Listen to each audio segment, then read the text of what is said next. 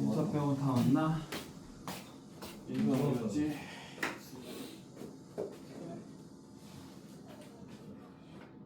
오늘은 과제를 다들 잘 내셨더군요. 좋습니다. 했어? 선생님 아? 야씨, 니들 과제만 잘하면 되지 남은 과제에 이렇게 신경만 써. 아? 남은 과제에 왜 신경 쓰는 거야?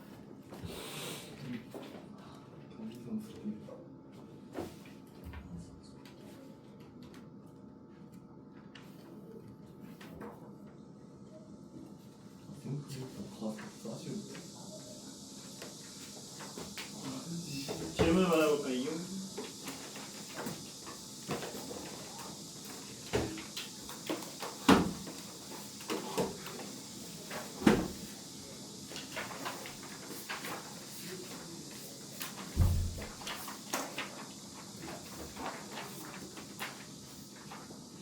풀만했어요? 문제? 괜찮았어요? 뒤에 기출문제까지 풀어본 사람? 지민은 풀었었고 풀어봤어? 풀려? 괜찮아? 뒤에 좀 많이 어려운 문제가 있을 텐데 뒤에 기출문제는 아직은 안 풀어도 되고요. 나중에 계약하고 나서 그 학교에서 혹시 관련된 내용을 좀 배우면 그때 풀어도 되는 문제인데 기출문제 풀 수 있어서 풀어보신 분들은 뭐 당연히 좋습니다. 문제는 많이 풀어볼수록 원래 좋은 거니까요. 이제 좀 과하게 어려운 문제들이 몇 문제가 있어서 B단계까지만 풀어와도 되는 거였고요. 자, 그 다음에 질문 있으시면 질문 받겠습니다. 11번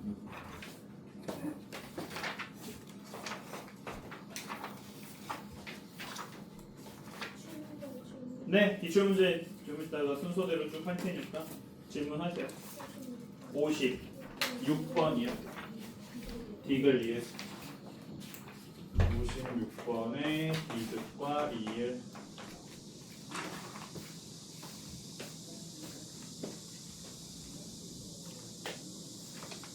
정말 몇 번이요? 52번 52번 디귿만 디귿만? 네. 네.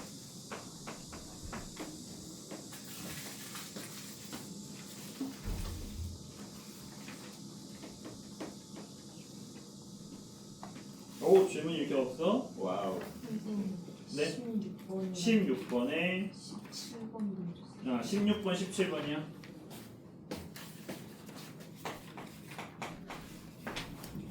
40번에 2번 40번에 2번 2번 40번이 이렇게 되는 거지? 가로 2번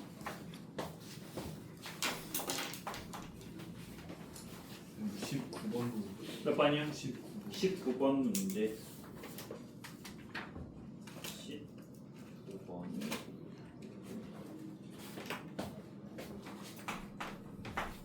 30번도 30번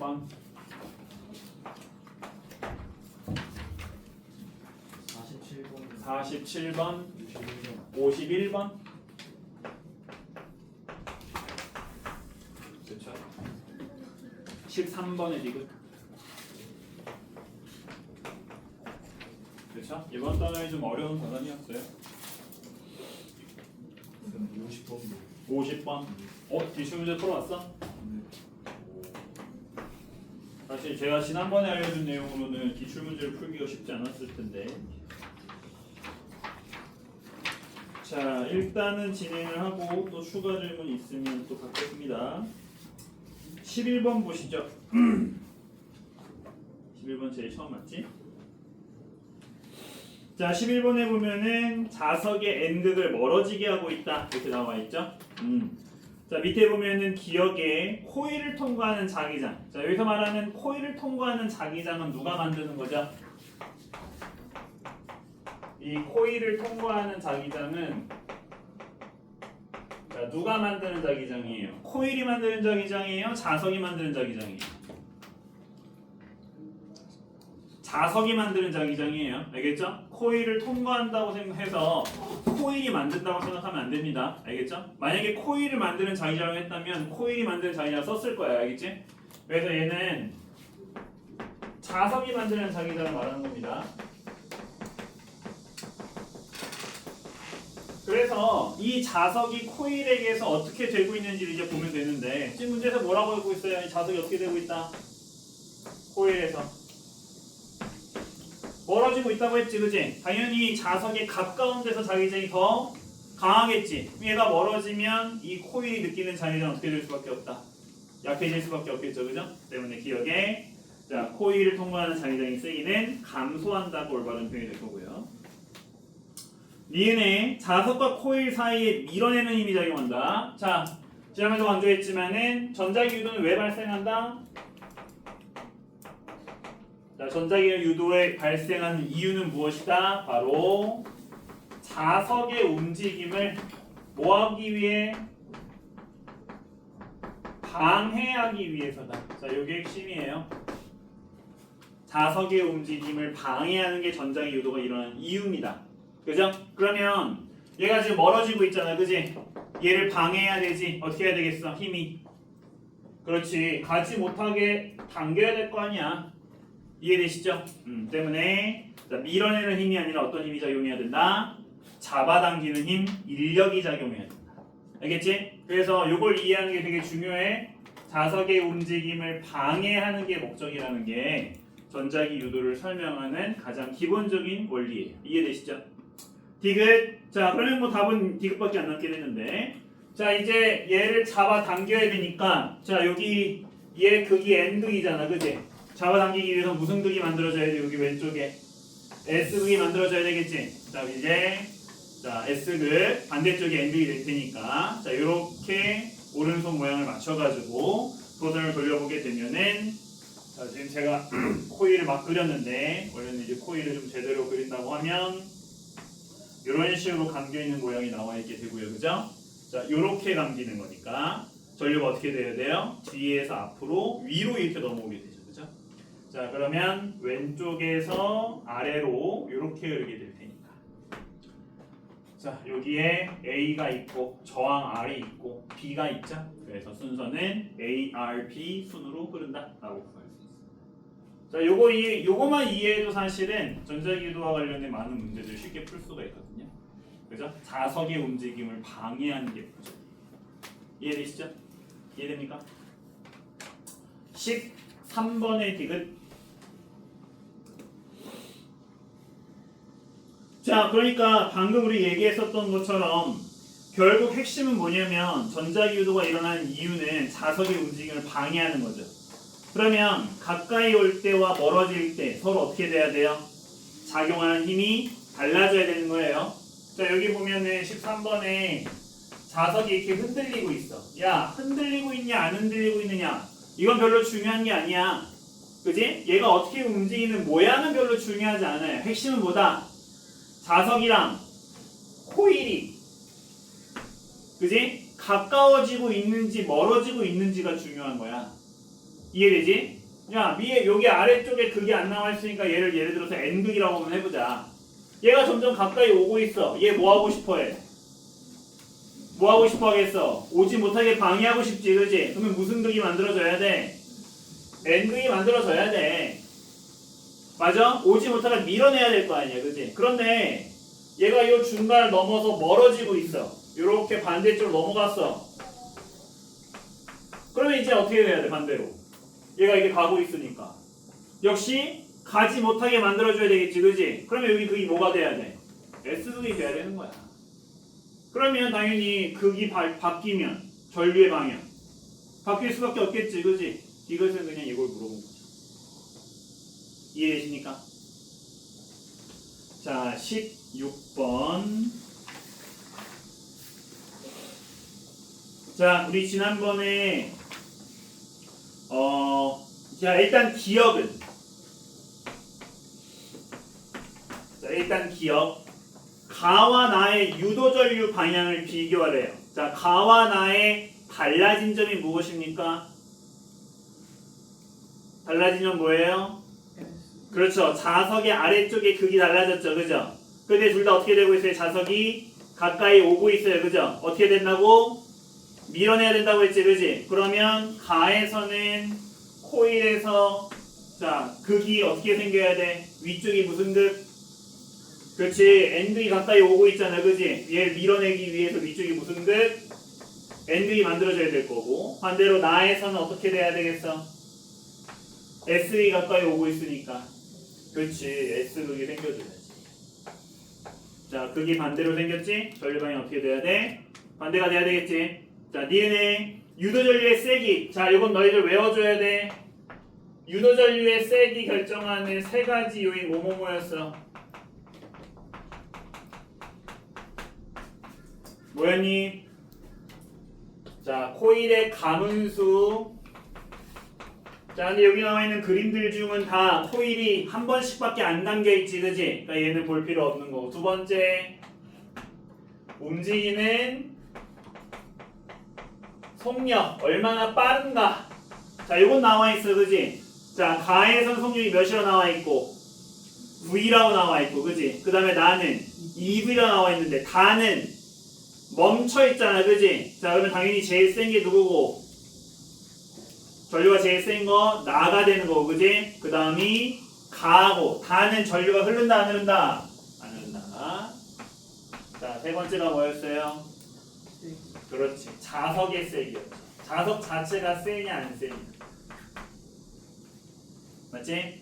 그래서 이 세 개 값이 모두 클수록 유도 전류도 같이 세진다. 이렇게 정리할 수 있어야 돼요. 이해되십니까?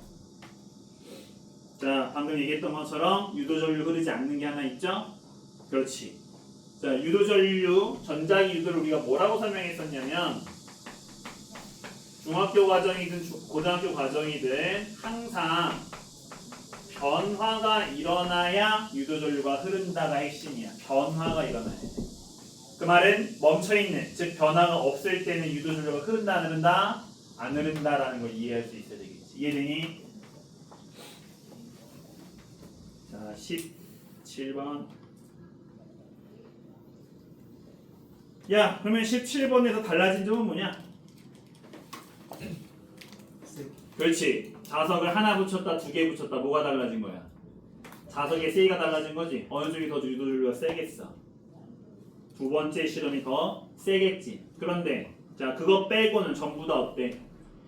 똑같이 n극이 아래를 향하고 있는 거 똑같고, 그지? 둘 다 아래로 움직이고 있는 거 똑같지, 그지? 그러면 유도 전류의 방향은 같다, 다르다? 같을 수밖에 없다라는 거야. 정리되세요? 자석 방향 다르네요. 죄송해요. 자석 방향 다르네요, 그죠? 그러면 유도 전류 방향 어떻게 돼야 돼요? 반대가 돼야 되겠죠? 자, 그래서 자, 기억에 2번의 전류 세기는 더 강할 것이고요, 그죠? 유도 전류의 방향은 반대가 될 것이고요. 자, 디귿에서 뭐 물어봤습니까? 가운데수를 더 많이 했다고 했죠? 유도 전류가 어떻게 될 것이다? 더 강해질 것이다 얘기할 수 있겠지? 자, 그래서 요 세 가지는 외워줘야 돼. 요 세 가지밖에 없으니까 요 세 가지만 암기를 해주게 되면은 유도 전류 세기 관련된 문제는 다 요걸로 풀 수 있다. 이해되시죠? 자, 19번. 자, 발전기는 제가 딱 지난번에 요 B단계 문제를 풀 수 있는 내용까지만 알려드렸거든요. 그래서 지난번 내용들을 쭉 정리해 보시면은 쉽게 풀 수 있습니다. 자, 발전기가 어떤 장치로 내가 얘기했었지? 자, 오늘도 설명하겠지만 에너지라고 하는 것은 무에서 유를 창조할 수 있다, 없다? 없다. 그지? 그래서 에너지를 만든다라는 표현이 사실은 적절하진 않다는 거예요. 그지? 에너지라고 하는 건 어떤 것만 가능하다? 형태를 바꾸는 전환만 가능하다는 거지. 그지? 자, 발전기도 그렇게 에너지를 전환하는 장치라는 거예요. 그지? 무슨 에너지로? 운동 에너지를, 그렇지, 전기 에너지. 그런데 몇몇 책에서는 이 운동 대신에 쓸 수 있는 말을 뭘로 쓸 수 있다? 그렇지, 역학적 에너지라는 말로 대신 쓸 수 있다고 했었지? 자, 그리고 이것을 이용한, 왜 이걸 배우겠어 이번 번에? 이 발전기가 무슨 현상을 이용하는 거니까? 바로 전자기 유도 현상을 이용하는 거니까. 그치? 그래서 발전기와 더불어서 내가 전자기 유도하면 딱 생각나야 되는 장치 뭐 설명이 좀 해? 그렇지, 앞에 말은 몰라도 돼. 자, 마이크가 대표적으로 전자기도를 이용하는 그런 장치 중에 하나라고 했었어. 그렇지? 조심해야 될 것은 스피커는 전자기도랑 상관이 없죠? 전혀 다른 원리예요. 자, 디귿.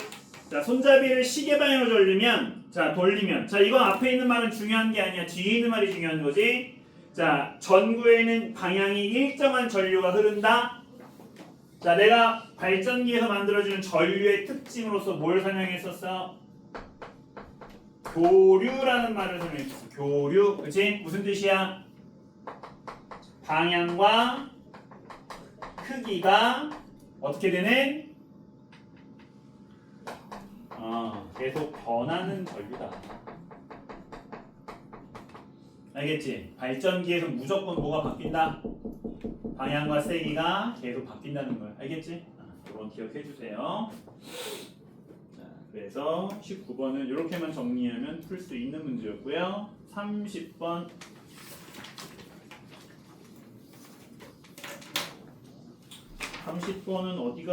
어디가 질문이었을까? 니은? 자, 내가 지난번에 쭉 설명해줬어. 발전기를 이용하는 발전 방식 쭉 얘기해줬지, 그지? 거기에 첫 번째가 화력 발전이었어, 그지? 발전기를 이용한다는 게 무슨 뜻이야? 바로 요 원리를 이용하겠다는 거야, 그지?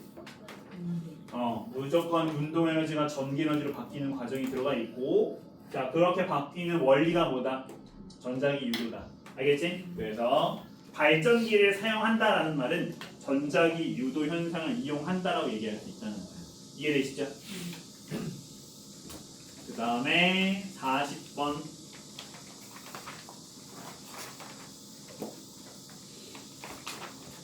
자, 똑같습니다. 우리 문제에서 뭐라고 설명하고 있어요? 자기장이 점점점 어떻게 되고 있다? 40번에 2번에.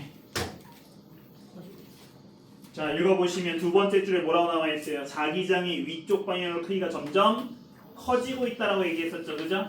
자, 고등학교 과정에서는 아까 우리 앞에서 풀었던 것처럼 극으로 설명하지 않는다고 했었어, 그지? 얘를 뭘로 설명한다? 자기장이라는 걸로 설명한다고 했었어, 그지? 여기에서 지금 자, 요 원형이 자, 이게 코일이야. 그지? 그 다음에 둘이 합쳐져 있지만 요 아래쪽에 이제 뭐가 있는 거야? 지금 이 휴대폰을 충전시키는 충전기가 있는 거야. 알겠지? 이 충전기에서 뭘 만들고 있어? 뭘 만들고 있는 거야? 자, 자기장을 만들고 있는 거야. 근데 이 자기장이 점점점 어떻게 되고 있다고 얘기하고 있냐면 증가하고 있다라고 얘기하고 있지, 그지? 자, 지난번에 내가 설명했었지? 자, 자기장이 증가해. 자, 원리는 똑같아. 이 코일은 뭐 하고 싶은 거야? 이 증가를 방해하고 싶은 거야, 그지? 얘가 막 크고 있는데 얘를 못 크게 만들고 싶은 거지, 그지? 그럼 어떻게 되겠니? 눌러줘야 되겠어? 아니면 같이 끌어올려줘야 되겠어? 눌러줘야지, 그치? 즉, 이 코일에서 뭐가 만들어진다? 얘를 눌러주는, 즉 반대 방향의 자기장이 이렇게 만들어진다는 거야. 뭐인지 이해되니? 자, 그러면 이제 자기장의 방향을 만들었기 때문에 역시 오른나사 법칙을 써주면 되는 거고요. 자, 오른손이 이렇게 돌죠. 그러면 문제에서 말하는 기호 중에서는 어디에 해당합니까? 어디? 그렇죠? 요거 이해되세요? 자, 이것을 이제 글로 서술을 해야 돼요. 그죠? 자, 유도 전류의 방향은 A인데, 자, 이거 어떻게 설명할 거야? 이걸 말로 설명해 주면 돼, 그지? 뭐가 증가하고 있기 때문에. 자, 위 방향의 자기장이 뭐하고 있기 때문에? 자, 증가하기 때문에. 자, 뭐가? 코일이 만드는 혹은 유도 자기장의 방향이 자, 아래로 형성되겠죠? 그쵸? 그 다음에 뭐 뒤는 사실 안 써도 돼요. 오른나사 법칙으로.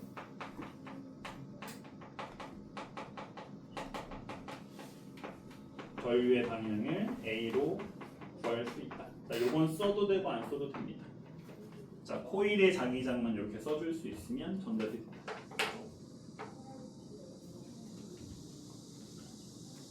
자, 뒤쪽에 나와 있는 그 기출 문제들은 요거 이제 제가 교재를 안 만들어서 정확한 의도는 모르겠지만 이제 이런 문제들이 기출 문제로 나올 수 있었다. 좀 어려운 문제들이다라는 얘기를 보여주기 위해서 내신 것 같습니다. 그래서 학교에 따라서는 전혀 이번 학기에 배우지 않을 내용들도 있을 수 있어요. 그래서 지금 이해가 잘 안 되더라도 그냥 뭐 나중에 이해하면 되지 라는 느낌으로다가 보시면 될 것 같습니다. 47번에 있던 그림을 보시면은 두 개의 코일이 떨어지고 있는 건데요. 그 중에서 이 A라고 하는 애가 중간에 이런 영역 하나를 지나고 있어요. 그죠? 이런 영역에 지금 이렇게 X 표시가 되어 있거든요. 자, 이 X 표시는 무슨 뜻이냐면 지금 내 눈에 보이는 이 평면으로 자, 뭔가가 들어가고 있다라는 얘기를 해주고 있는 거예요. 반대로 나오고 있는 것은 이런 식으로 점으로 표시를 많이 하게 됩니다. 자, X는 들어가고 있다는 것이고요. 뭐가 들어가고 있다고 표시가 되어 있는 거예요? 크기 B0라고 하는 값을 갖고 있는 자기장이 들어가고 있다는 얘기가 나오고 있는 겁니다. 이해되시죠? 자, 이런 상태에서 이렇게 떨어지게 되는데 그때 이 A라고 하는 애가 이 영역을 지나고 갖고 있는 속력이 V1이고요. 옆에 그 영역을 지나지 않은 똑같은 다른 도선 B가 갖고 있는 속력이 V2라고 나와 있는 거죠. 자, 기억부터 보겠습니다. V1과 V2를 구하시오. 자, 이건 우리가 이미 배웠던 내용으로 이해할 수 있어요. 제가 아까도 강조했지만 전자기 유도의 이유는 무엇이다? 방해라고 했었죠. 그죠? 자, 우리가 봤던 거랑 다르게 이번엔 뭐가 움직이고 있긴 하지만 코일이 움직이고 있긴 하지만 이 본질은 바뀌지 않는다는 거지. 그지? 자, 바로 전자기유도가 발생을 하면 자기장에 의해서 전자기유도가 발생을 하면 운동을 어떻게 된다? 방해받는다는 거야. 자, 옆에 있는 V2는 방해받지 않은 속력이지. 당연히 방해받은 속력과 받지 않은 속력 비교는 누가 더 크겠어? 받지 않은 게 더 크겠죠? 니은 자, A는 자기 영역에 들어갈 때와 나올 때 반대 방향으로 전류가 흐른다. 자, 전자기유도의 핵심은 자, 이 코일을 통과하는 자기장이 증가하냐 감소하냐가 핵심인 거예요. 자, 여기에서 요 A 도선이 이렇게 처음 들어갈 때를 생각을 해보죠. 자, 여기 처음 들어갈 때를 보게 되면은 원래는 자기장이 안 통하고 있는 영역을 지나고 있다가 이제 자기장이 통과하는 영역을 지나기 시작을 하죠. 당연히 시간이 지남에 따라 점점점 아래로 떨어지게 될 텐데 그러면 어떻게 됩니까? 자기장이 통과하는 영역이 더 커지죠. 즉 처음 영역에 들어갈 때는 자기장이 증가하는 효과를 갖게 된다는 겁니다.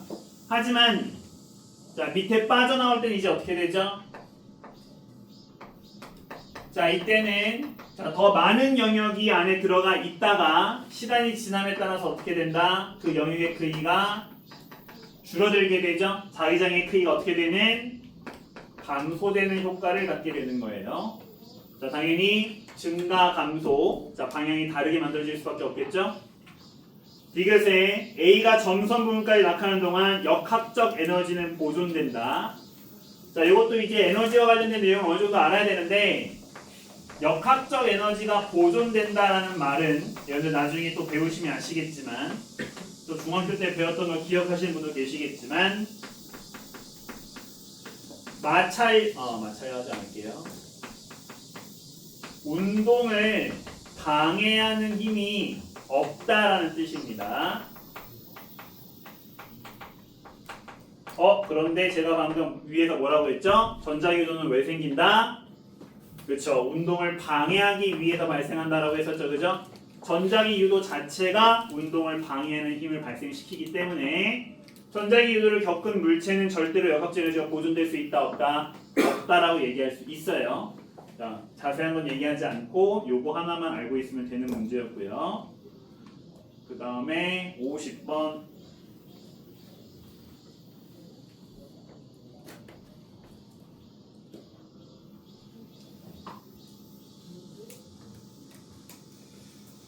50번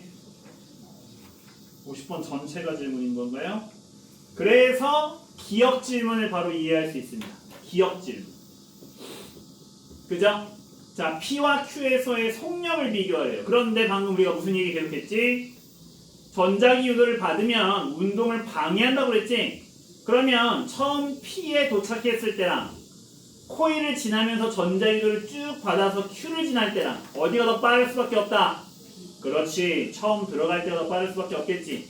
그래서 여러분들 요걸 이해하시면 전자기 유도의 이 원인을 이해하시면 기억을 쉽게 구할 수가 있습니다.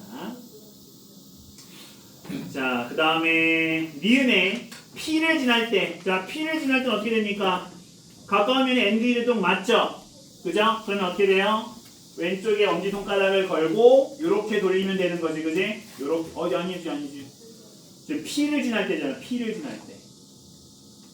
P를 지날 때면 자석이 어떻게 생겼어? 요렇게 생겼잖아, 코일이 여기.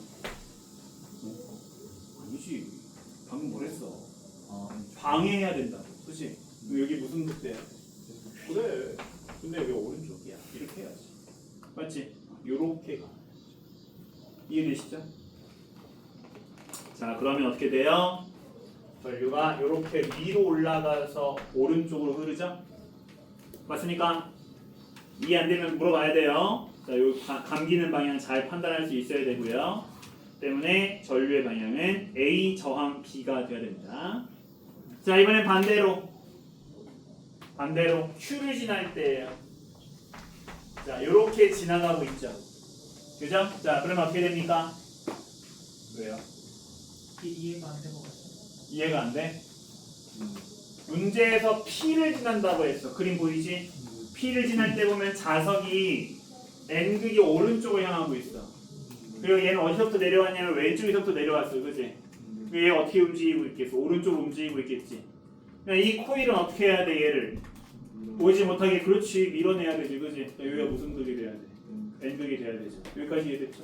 그 다음에 오른나사우측 쓸 때 N극의 오른쪽 그렇지 그렇게 맞춰줘야죠. 아까 계속 이렇게 했잖아. 그치? 이렇게 맞춰줘야죠. 이해되시죠? 자, 반대로 Q를 지날 때 어떻게 돼요? S극이 멀어지죠. 그렇죠? 그러면 엄지손가락 어디에 맞춰줘야 돼요? 오른쪽이 N극이 되게 그렇지 이렇게 맞춰줘야 되지.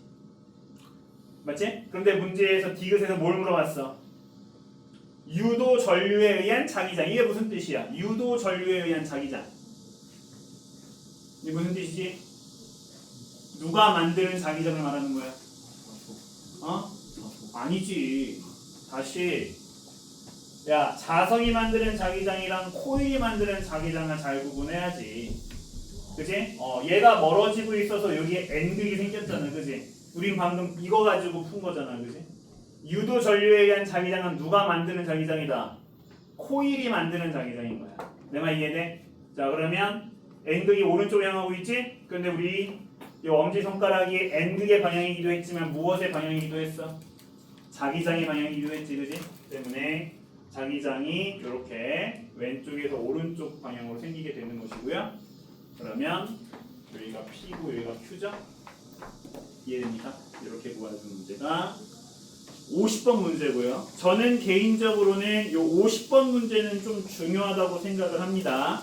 원래 문제의 유래 자체는 고등학교 2학년 물리학이긴 한데 최근에는 고등학교 1학년 문제에서도 꽤나 자주 출제된 적이 있었기 때문에 자, 50번 문제는 한번 잘 봐주시면 좋아요.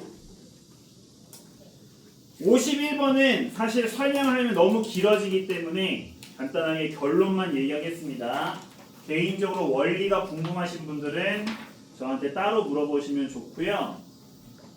여기에서 보시면 코일을 정면에서 봤을 때 코일이 이렇게 납작하게 보이겠죠? 이때 코일이 이렇게 회전을 할 때 돌아가는 각도를 세타라고 지금 쓰고 있어요. 그죠? 그때 얘가 한 바퀴를 돌면 세타의 범위가 몇 도까지 변하는 거예요? 360도까지 변하는 거죠. 이때 각도별로 중요한 특징을 갖고 있는데 이 세타가 90도일 때와 270도일 때, 즉 이 코일이 수직으로 서는 모양이 됐을 때 바로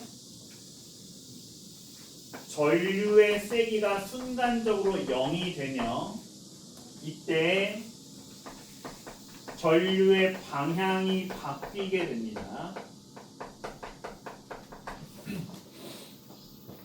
90도와 270도에서 바뀐다고 하면 많은 학생들이 그러면 선생님 180도랑 360도의 세도 바뀌겠네요? 라고 물어보지만 그렇지 않다는 거예요.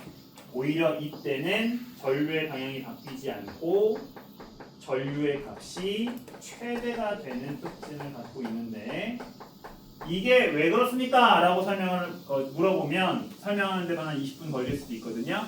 근데 오늘 우리가 할 게 좀 있으니까 이제 개별적으로 질문을 받거나 학기 개학하고 나서 기회가 있으면 그때 설명을 하도록 하겠습니다. 그래서 기역과 니은 대한 내용을 이렇게 풀 수 있고요. 자기 선속은 나 이거 설명했니? 자기 선속 설명했니?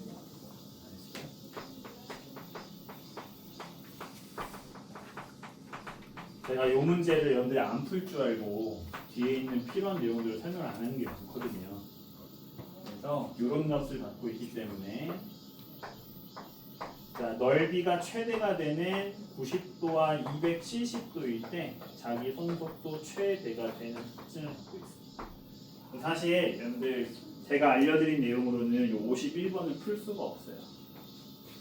제가 이걸 여러분들 풀 거라고 생각도 못하고 있기 때문에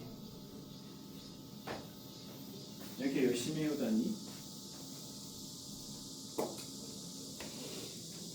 자, 그렇고요. 다음에 52번의 디귿. 자, 52번의 디귿은 아주 쉽게 우리가 설명할 수 있는데요. A와 E를 보시면 자기장을 통과하지 않고 있죠. 자기장의 K의 변화가 없기 때문에 A와 E에서는 전류가 흐르지 않습니다. 자, 디귿이 맞으려면 A와 E 대신에 뭘 대입해 줘야 돼요? B와 D를 대입해 줘요. B와 D. 이해되세요? 아까 요거랑 똑같은 설명이에요. 52번에 디귿은 설명을 할 수 있고, 자 56번에 자 요거 어렵게 보이는데 생각보다는 그렇게 어려운 문제는 아니에요. 보시면 여기 있는 D라는 값이 뭐냐면 자석과 코일 사이의 간격이에요. 그러면 얘가 줄어든다는 얘기는 무슨 뜻일까요? 가까워지고 있다는 얘기가 되겠지, 그치? 그럼 어떻게 해야 되겠어? 그에 대해서 반대하는 방향이 생겨줘야 되겠지. 밀어내는 방향에 힘이 생겨줘야 되겠지? 반대로 D가 늘어나면 어떻게 되겠어? 멀어지고 있는 거니까 잡아당겨줘야 되겠지, 그치? 우리는 D의 값이 작아지는 0. 몇 초까지지? 2초까지. 0.2초까지는 가까워지고 있으니까 자, 위쪽이 N극이 발생을 한다. 자, 이렇게 우리가 이해할 수 있을 것이고요. 반대로 0.2후부터는 멀어지고 있으니까 자, 위쪽이 무슨 극이 생겨야 돼? S극이 생겨줘야 되겠죠? 당연히 유도전류 방향 어떻게 되겠어요? 바뀌겠죠, 그죠? 자, 첫 번째 N극이 위로 생길 때는 어떻게 되겠어요? 이렇게 되니까, 그치? 이렇게 감겨야 되겠지? 유도전류가. 그렇기 때문에 전류의 방향이 A가 되고요. 그러면 얘는 B가 되겠죠?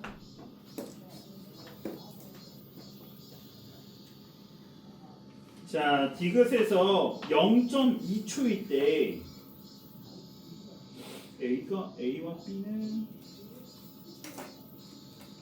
A는 그냥 가만히 있는 걸 말하는 거죠? A는 가만히 있는 거고 아니네. B가 일정하게 움직이고 있는 거 밑에 있는 그래프가 A에 대한 거네요, 그죠? 이게 이제 A에 대한 내용이었고 B는 그냥 일정하게 움직이고 일정하게 아래로. 그죠? 그러니까 얘는 계속 자기장이 이렇게 위쪽으로 생기게 될 테니까 얘는 전류가 계속 A로 흐르게 되겠죠. 자, 디귿에서 0.2초일 때 사각도선 A와 B 모두 전류가 흐르지 않는다.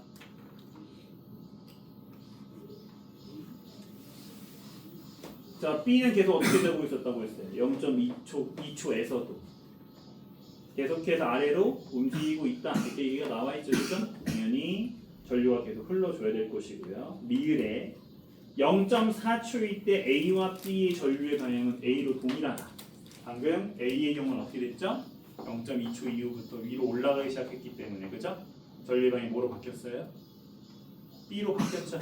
그죠? 때문에 둘 다 A로 흐른다는 잘못된 표현이 됩니다. 그냥 이렇게 풀면 되는 문제예요.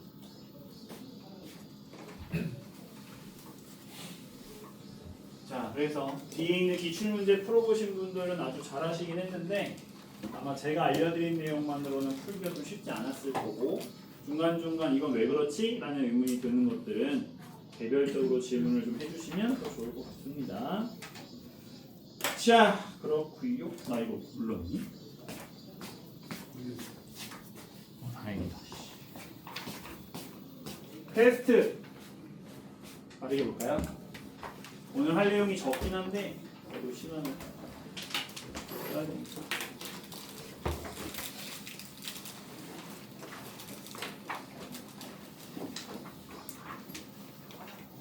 엘니뇨 공부 좀 해왔니? 엘니뇨도 들어왔는데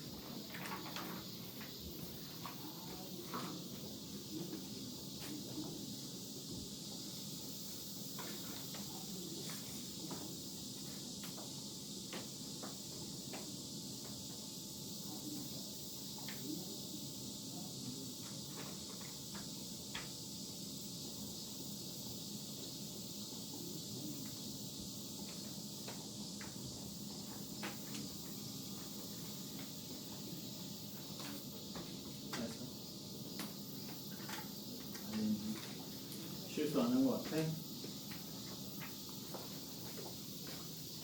그 소위 실수라는 걸 하면 안 됩니다. 그렇죠? 아, 맞다.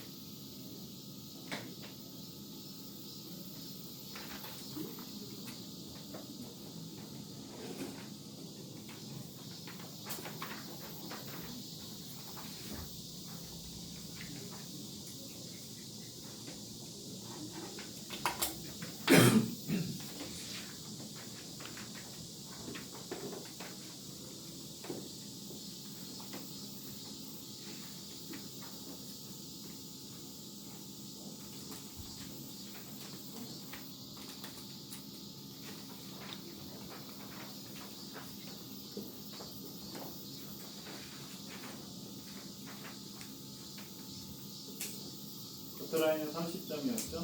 커트라인 30점이니까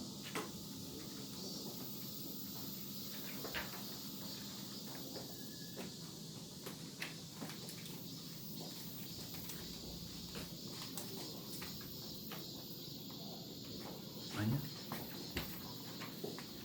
메론 맛이야? 아,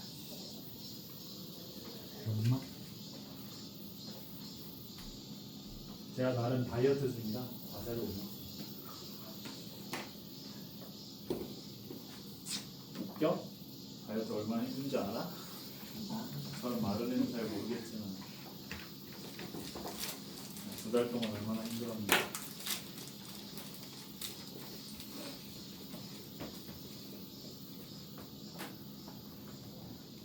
먹는 거 엄청 좋아하는데 잘 참고 있어.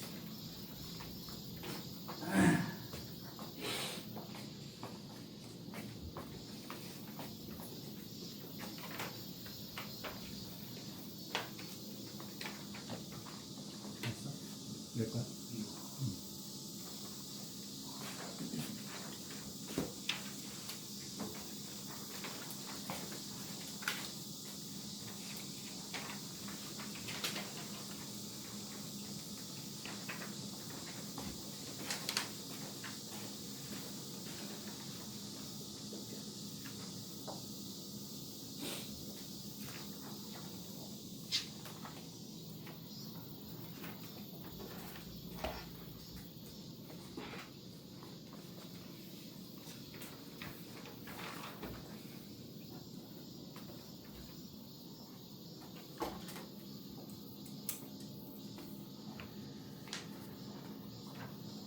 난 항상 국어 공부를 하고 있구나.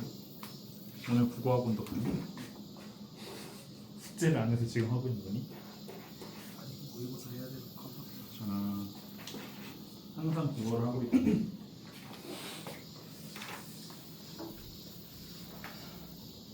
나의 국어 공부는 중학교 이후로 멈춰 있어서 중학교 이후로 국어 공부를 해본 적이 없어가지고.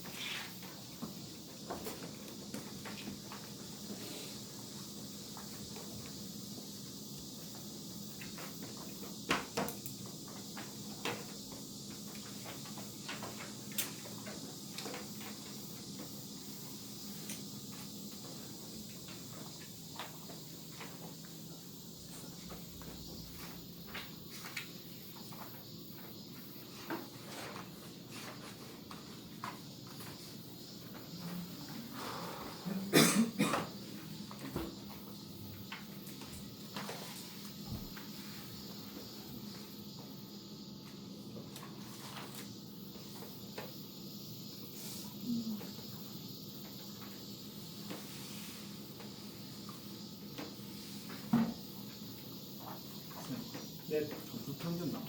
응? 평균 나와요. 평균 알려줘? 나 일부러 평균 숨겼었는데 평균 원하면 보내줄게요. 부모님이 평균 가지고 오라 그러는데 저는 평균을 몰라가지고. 일부러 그래서 평균 안 알려주는데 혹시라도 평균보다 낮게 나오면 좀 그렇잖아. 그죠?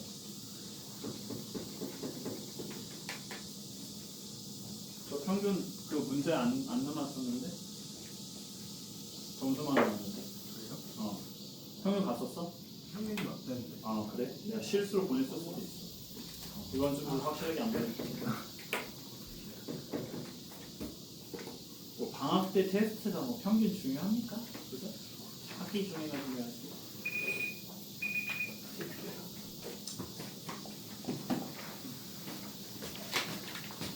좀 약간 방학 때는 설렁설렁하자 주의라서 방학 때는 뭐 그렇게 빡세게 점수 같은 것들은 안 보내려고 노력을 하는데 내가 실수로 보냈을 수도 있어. 생물상에 보낼 경우가 있고 원래 그 평균 보내주는 칸이 있어서 아마 학기 중엔 저도 보낼 것 같고 근데 뭐 방학 중에는 괜찮지 않을까?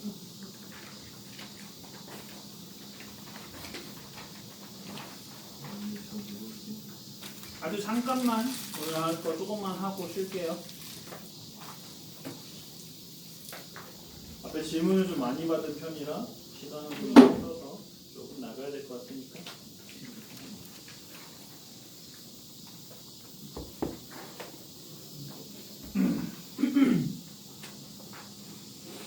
고1 2학기, 고2 1학기, 그죠?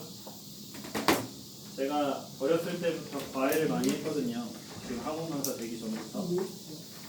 이때가 학생들이 가장 방황을 많이 하는 시기입니다. 특히 남학생들은 이때 사춘기가 오는 친구들도 상당히 많거든요. 그래서 되게 공부가 하기 싫어지는 경우도 제가 많이 봤어요. 이제 과외할 때는 가출한 친구 잡으러 간 적도 있었어요. 나랑 수업해야 되는데 수업하기 싫다고 가출을 하는 거야. 그래서 PC방 같은 데 막 뒤지고 다녔던 적이 있거든요. 그게 가출이 아니라 외출이긴 한데 실제로 걔가 한 이틀 후에 집에 들어왔다고 하더라고. 그래가지고 그랬던 적도 있었거든요. 쌤이 못 찾았어요. 네? 쌤이 못 찾았지. 나 뭐 걔가 어디 가는지 내가 어떻게 알아. 그냥 어머니가 부탁하니까 주변 PC방 같은 데 같이 돌아다닌 거지. 그래서 수업료는 받았지만 그냥 돌아다닌 기억, 추억도 있는데 막막해요 솔직히 공부라는 게. 저는 고등학교를 좋은 데 가기 위해서 초등학교 6학년 말부터 공부를 시작했거든요. 그 초등학교 6학년 때 이제 소위 영재반이라고 하는 반에 들어가 학원반이죠. 학원반. 그런 학원에 들어가서 공부를 시작했는데 그때 내 옆에 우리 지역에 엄청 유명한 천재 학생 한 명 있었어. 걔는 얼굴도 잘생겼었어. 하얘가지고. 근데 걔는 어린데 디스크가 있는 애였어. 나중에는 그 이유를 알게 됐는데 걔는 하루에 4시간밖에 앉아있지 못해. 근데 얘는 뭐든지 잘하는 애야.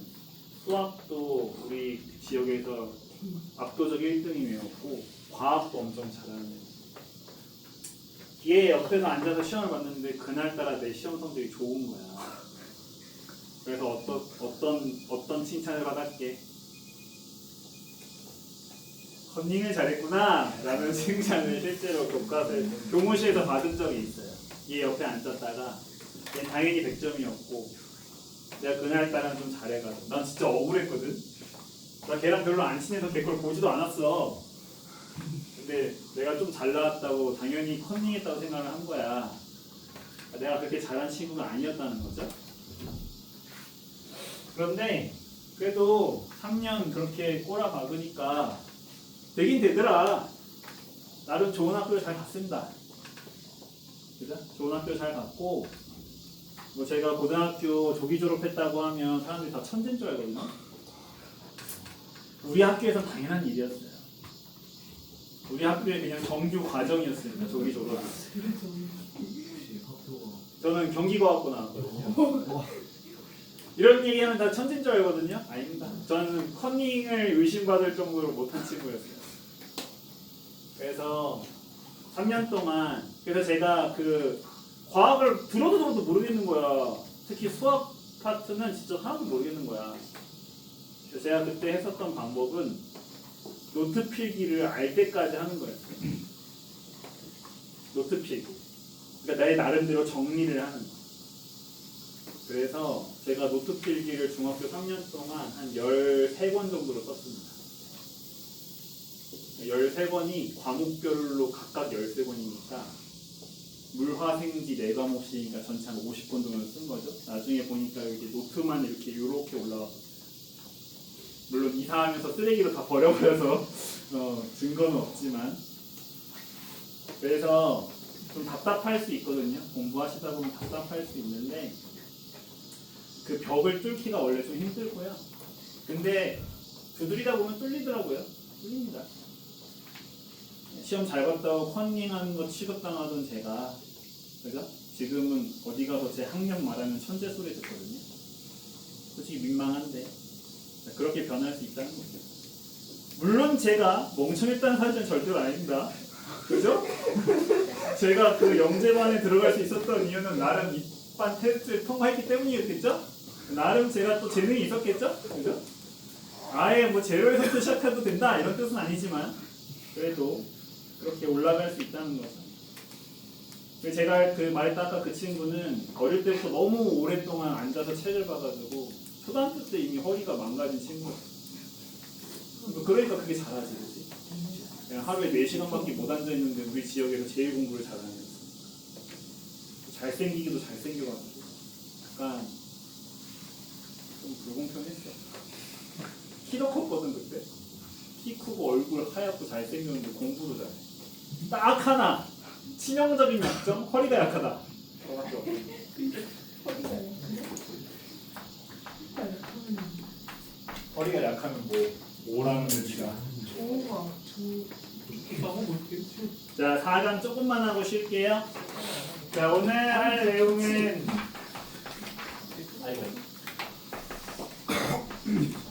자, 에너지 전환에 대한 얘기입니다. 에너지 전환.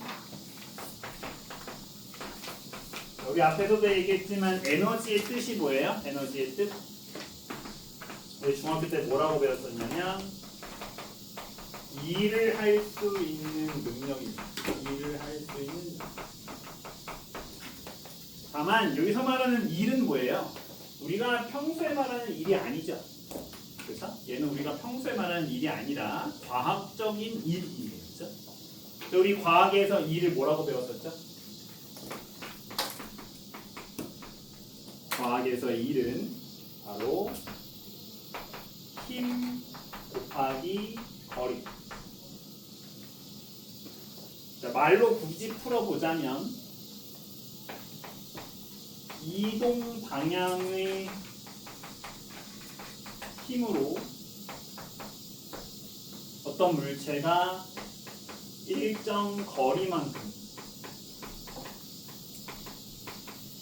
자, 운동을 했을 때 자, 그때 발생하는 힘과 거리의 곱을 우리는 1이라고 정의를 합니다. 자, 오늘 뭐 2를 계산하고 이러지 않을 거니까 이런 뜻을 갖고 있다 정도만 기억해주면 되고요. 근데 나중에 혹시 좀 어렵게 학교에서 알려주거나 아니면 고등학교 2학년 때 물리학을 선택하시는 분들의 경우에는 그때 이 식을 다시 한번 정리해 주시면 돼요. 자, 1의 단위 뭐예요? 그렇죠. 힘의 단위 뉴턴에 거리의 단위 미터를 곱해서 사용할 수 있는데 우린 얘를 줄여서 대문자 J라고 쓰고 줄이라고 있는 단위를 쓰죠. 그러면 에너지와 일이란 건 도대체 뭐냐? 사실 저도 에너지가 뭔지 잘 모릅니다. 그죠? 그런데 그냥 느낌적인 느낌으로 어떤 느낌이다? 어떤 물체가 갖고 있는 어떤 값을 에너지라고 불러요. 그죠? 자, 어떤 물체가 품고 있는 어떤 능력, 그죠? 이걸 우리가 에너지라고 부릅니다. 자, 여러분들이 갖고 있는 능력 알 수 있어요, 없어요? 모르죠, 그렇죠? 여러분들이 갖고 있는 모든 능력을 다 쓸 수 있을 것 같아요? 평생 살면서 다 쓸 수 없어요, 그죠? 뭔가를 하다 보면 계속 새로운 게 발견이 되거든요. 그렇게 여러분들 몸속에 숨겨져 있는 게 에너지입니다. 그런데 그 에너지를 전부 다 알 수는 없어도 그 일부는 알 수 있죠. 뭘 통해서? 여러분들이 하는 어떤 행동에 의해서 이 에너지의 일부를 알 수 있잖아요. 그죠? 그죠? 얘가 운동 능력이 되게 뛰어나. 뭘 보면 알 수 있어요. 그냥 달리는 거 보면 알 수 있을 거 아니야. 그치? 얘가 학습 능력이 되게 뛰어나. 뭘 보면 알 수 있어. 얘 공부하는 거 보면 알 수 있을 거 아니야. 그치? 이렇게 이 물체가 품고 있는 에너지를 알 수 있게 해주는 바깥 활동 중에 하나가 뭐다? 그중 하나가 일이라는 거예요. 그죠? 그래서 물체가 갖고 있는 에너지의 일부를 뭐에 쓸 수 있다? 일에 쓸 수 있다. 반대로 외부에서 일을 받을 수도 있겠죠. 그죠? 그럼 어떻게 되겠어요? 에너지가 늘어나겠죠. 그죠? 요게 대충 에너지와 일의 관계다라고 보시면 될 것 같아요. 나중에는 이제 이걸 좀 더 식으로 자세하게 배우게 될 기회가 있을 겁니다. 자, 이번 단원에서는 요 에너지의 몇 가지 형태를 정리할 건데요. 요 형태만 빨리 정리하고 쉬겠습니다. 자, 에너지의 형태는 물체들마다 정말 다양한 형태들을 갖고 있는데, 그 중에서 우리 이번 단에서 배우게 되는 9가지 에너지를 빠르게 정리해 볼게요. 자, 첫 번째, 자, 위치 에너지입니다. 자, 이름에서 알 수 있다시피 이 위치 에너지 무엇 때문에 갖게 된 에너지다? 그렇죠. 말 그대로 물체의 위치, 그죠? 우린 그 중에서도 특히 어떤 값에 의한 에너지를 배웠었어요? 그렇죠. 높이, 그죠? 그래서 자, 물체의 위치, 우리는 그 중에서 높이를 가지고 배웠었어요.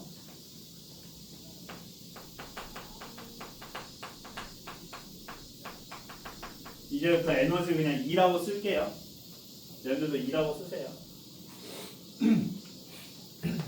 자, 이 위치 에너지는 지금은 이제 다시 안 쓰게 됐는데 예전에 잠시 얘를 뭐라고 불렀었냐면 potential 에너지라고 불렀었습니다. 자, 영어로 potential 무슨 뜻이죠? 그렇죠. 잠재적. 그래서 이 위치 에너지는 우리 눈에 직접 보이진 않지만 갖게 되는 잠재적인 에너지다라는 의미를 갖고 있습니다. 자, 위치 에너지와 항상 짝으로 같이 배웠던 게 무슨 에너지였어요? 그렇죠. 운동 에너지였죠. 자, 운동 에너지는 물체의 무엇에 따라 우리가 달라지는? 그렇지. 빠르기. 물체의 속력.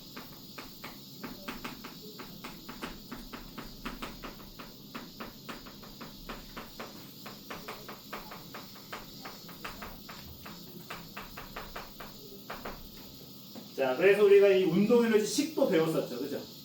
운동 에너지 식 우리 어떻게 보셨습니까? 그렇지. 2분의 1 곱하기 물체의 질량 곱하기 물체의 속력의 제곱 이렇게 배웠었죠? 이번 단은 별로 중요하지 않으니까 이거 안 적어도 괜찮습니다. 네, 이런 에너지를 배웠다 정도만 점검할 거예요. 자, 위에 있는 위치 에너지와 운동 에너지를 합친 게 뭐였어요? 그렇죠. 여기가 바로 역학적 에너지였죠. 그래서 역학적 에너지의 뜻 자체가 원래 자, 운동 에너지와 위치 에너지의 합이란 뜻입니다. 자, 얘네 셋은 이번 단에서 엄청나게 중요한 건 아닌데 우리가 또 중학교 때 배웠었던 에너지니까 자, 이 에너지 형태로서 잠깐 정리를 하는 거고요. 자, 네 번째, 이번 단에서 정말 중요한 에너지 두 개 중에 하나인 바로 열 또는 열 에너지입니다. 가끔 선생님들 중에서 야, 열 에너지 틀린 말이야 라고 하시는 분들이 계세요. 되겠죠? 그래서 여러분들이 그때는 꼭 그 선생님 말을 따라서 이 에너지를 생략할 수 있어야 돼요. 아시겠죠? 열 자체가 에너지의 이동이라는 뜻을 갖고 있기 때문에 그걸 되게 꼼꼼하게 따지시는 분들이 계십니다. 자, 열은 물질을 이루는 입자의 운동에 따라 갖는 에너지고요. 특히 이게 되게 중요한데, 자, 열의 크기를 우리가 가늠할 수 있는 척도가 하나 있죠. 뭘까요? 그렇지. 바로 그 물질이나 물체의 온도는 이 열의 양을 알려주는 척도입니다.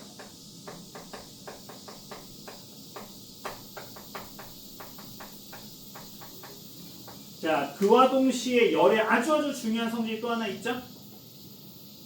나중에 좀 더 배우시게 되겠지만 우리 자연이 제일 좋아하는 건 뭐다? 모두가 평등한 거예요. 반대로 뭘 제일 싫어한다? 한쪽에 너무 많이 몰려있는 걸 싫어해요. 그렇죠? 그렇기 때문에 열도 어떻게 된다? 한 곳에 너무 많이 뭉쳐있는 걸 싫어한다는 거죠. 열이 많이 뭉쳐있으면 당연히 뭐가 높을 수밖에 없겠어? 온도가 높을 수밖에 없겠지. 그래서 열은 항상 높은 온도에서 낮은 온도로 이동을 하게 됩니다. 자, 엄청 중요한 내용이죠? 열의 가장 중요한 성질 중에 하나이기 때문에 앞으로도 계속 나오게 될 거고 여러분들도 기억을 해주시면 좋습니다. 자, 열은 이번 달에서 정말 언급이 많이 나오게 되는 핵심 에너지 중에 하나니까 꼭 성질 기억해 주시고요. 자, 다섯 번째 화학 에너지입니다. 자, 화학 에너지는 물질에 저장되는 에너지 중에 하나인데 얘는 특히 어디에 저장되는 에너지냐면 물질의 화학 결합에 저장되는 에너지입니다.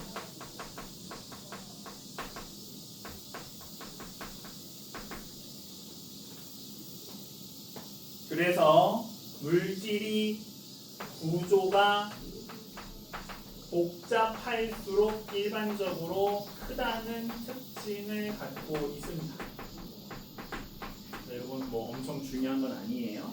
그냥 참고로만 알아두시고. 자, 화학 에너지를 배울 때 항상 주의 깊게 여러분들이 구분하셔야 될 에너지, 핵 에너지입니다. 자, 핵 에너지도 역시 어디에 저장되는? 물질에 저장되는 에너지예요. 그죠? 다만 저장되는 위치가 다르죠. 얘는 이름 그대로 어디에 저장된 에너지다? 그렇죠. 원자 핵에 저장된 에너지. 원자 핵.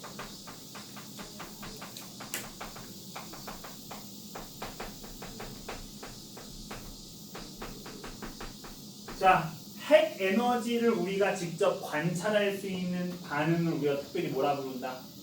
그런 반응들을 핵 반응이라고 불러요. 자, 우리는 그 중에서 두 가지 배웠어요. 그죠? 우리 1학기 때 뭐 배웠죠? 핵 반응 중에 하나, 핵 융합 배웠죠?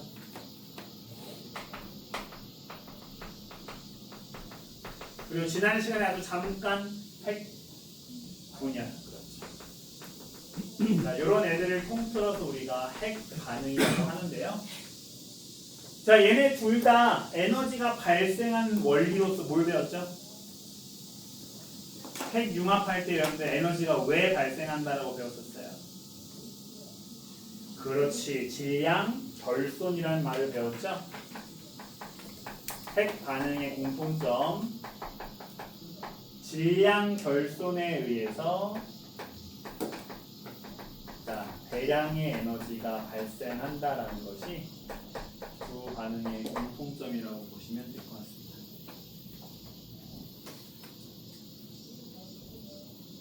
대량의 에너지 발생 안 써도 됩니다.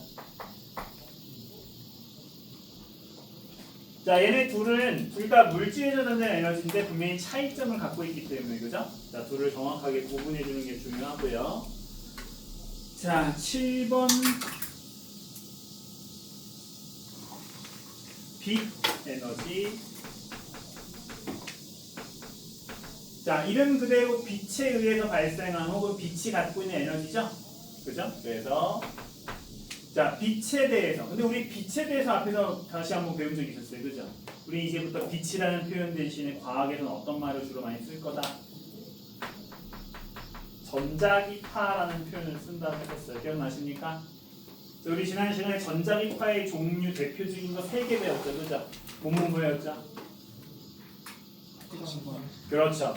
가시광선 또 적외선 또 그렇죠. 자외선 이렇게 3가지 배웠죠. 얘네 셋은 앞으로 이번 학기에 계속 나오게 되는 전자기파 빛이니까 꼭 이름들 기억해 주시고요. 자, 이런 전자기파가 갖는 에너지를 우리는 빛 에너지라고 얘기할 수 있겠습니다. 이번 단어는 전혀 중요하진 않지만 우리 지난번에 강조했었던 전자기파 에너지를 결정짓는 요소가 뭐였습니까? 전자기파 에너지가 왜 달라진다고 했었죠? 뭐가 다르기 때문에? 그렇지. 자, 이 파장이 길수록 에너지는 어떻다? 그렇죠. 에너지는 작다라고 했었죠. 다시 한번 점검하고 오늘 이번 시간은 별로 중요하지 않아요. 자, 여덟 번째, 자, 소리 에너지. 이름 그대로 소리. 자, 소리는 무슨 파라고 우리가 부르기도 하죠? 소리, 음파.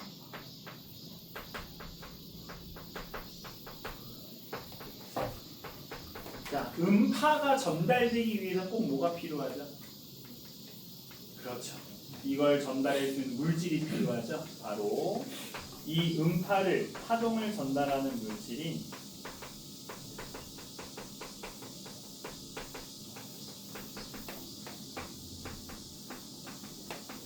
자, 매질에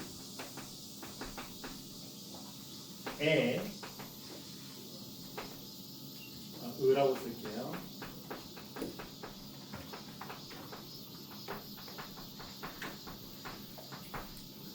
자, 음파가 하는 에너지이며 파동을 전달하는 물질인 매질의 진동에 의해 전달되는 자, 에너지다. 이렇게 우리가 정리해 볼 수 있겠습니다. 자, 이거 하나만 쓰면 이제 쉽고요. 자, 이번 단원의 두 번째로 중요한 에너지 전기 에너지고요. 당연히 전기는 전류는 다시 뭐라고 바꿔 쓸 수 있어요? 전하의 흐름으로 바꿔 쓸 수 있는데, 자, 이 전류에 의해 발생하는 에너지라고 보시면 되겠습니다. 자, 전기 에너지가 왜 중요하냐? 바로 이 전기 에너지는 다른 에너지로 쉽게 전환될 수 있기 때문에 이 전기 에너지가 중요합니다.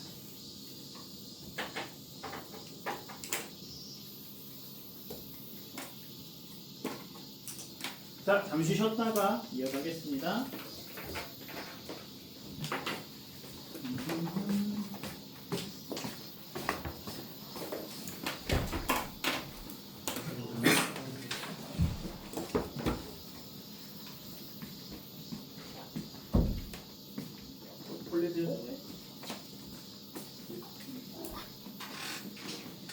너희 왜 형선이 왕따 시켜? 뭐 하는 거야? 왜 형선이 왕따 시켜? 뭐 샀네? 형선아 왜 혼자 있어? 왜 혼자 있어? 빨리 준모랑 친해지라고. 이 남자는 잘 삽니다. 안 물어봐. 잘 사는 남자. 잘 사는 남자? 이 남자는 잘 삽니다. 이거 녹음되고 있는 거지, 그렇지?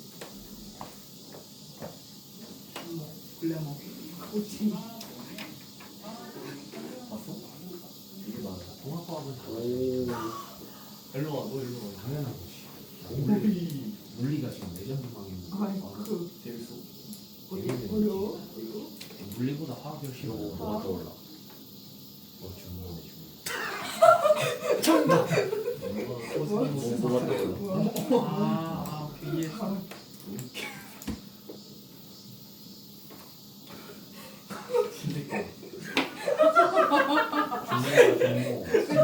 누가 봐도 준모. 야, 왜 지웠어? 너를 그대로 야, 초상화를 왜? 왜 지워? 준모 못 매고.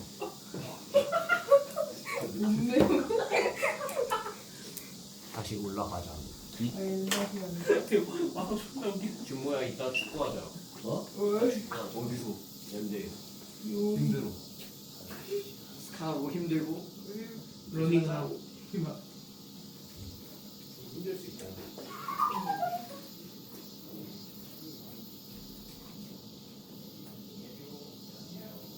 아, 이거 김표 왜 뭐야? 축구할까?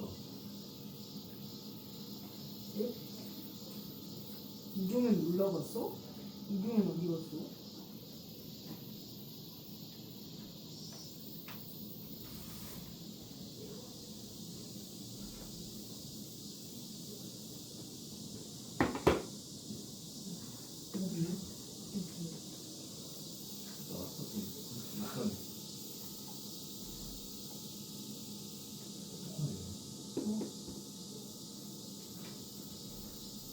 목사님 나왔어.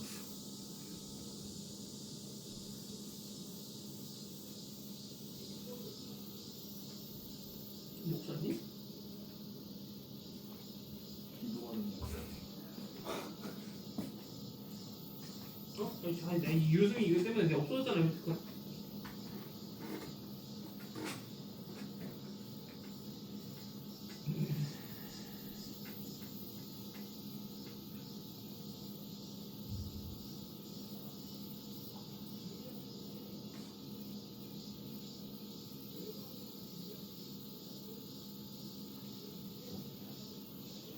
뒤에 뭐 하는 거야? 왜 이러는 거야? 저 흐름은 아닌 것 같아. 아니 아직 아니구나. 아 잘못 확인. 종류가 아니라 할머니 아니 이거? 진정해. 나한테 왜 그래? 차가. 아니 오늘 성깔 진짜 공식계 적인 그럼 이거 안 했을까?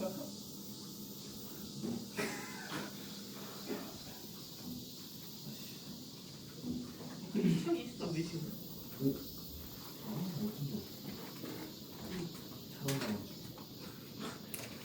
피해가 있지? 아그 이름표 게임.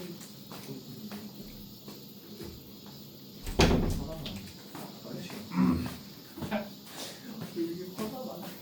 근데 너가 보는 내가 골라고 어떻게 해야 돼? 하려고 계란 먹잖아. 왜 걔가 무슨 줄 알아? 너랑 뜨는 건 나쁘지 않아.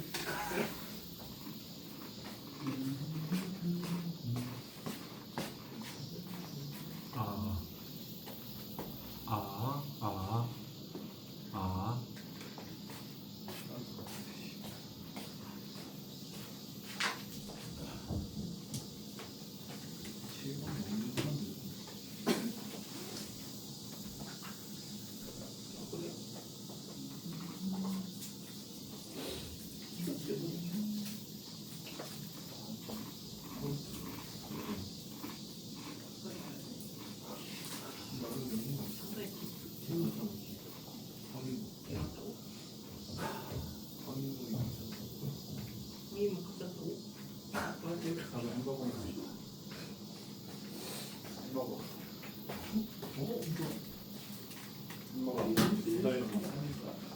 내가 원래 일요일마다 버거킹 가서 저의 최애 햄버거를 먹는 게 삶의 맛중에 하나예요. 이게 영상이 뜨는데. 햄버거 한 3개씩 먹는 거. 먹는 거 엄청 좋아해요. 햄버거 3개 사서 3개 한 번에 먹는 걸 나고요. 왜 사람은 에너지를 저장하는 쪽으로 진화를 했는가? 이거 내가 안 돼, 진짜. 근데 진짜 높은 데 나왔다. 자, 진행해볼까요? 이번 단어는 그래서 그냥 쭉 적을 일들밖에 거의 없거든요. 설명이 이렇게 많진 않아서 빠르게 진행해서 오늘 마무리를 할게요. 최대한 앞에서 생각보다 시간을 좀 많이 써가지고 시간이 좀 될까 모르겠는데 바로 2번까지 있었죠.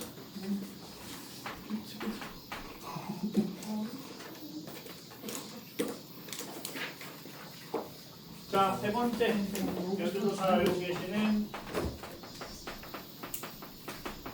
자, 에너지의 전환이죠. 우리 여러 번 얘기했던 것처럼 자, 전환이란 말 무슨 뜻이다? 자, 에너지의 형태가 바뀝니다.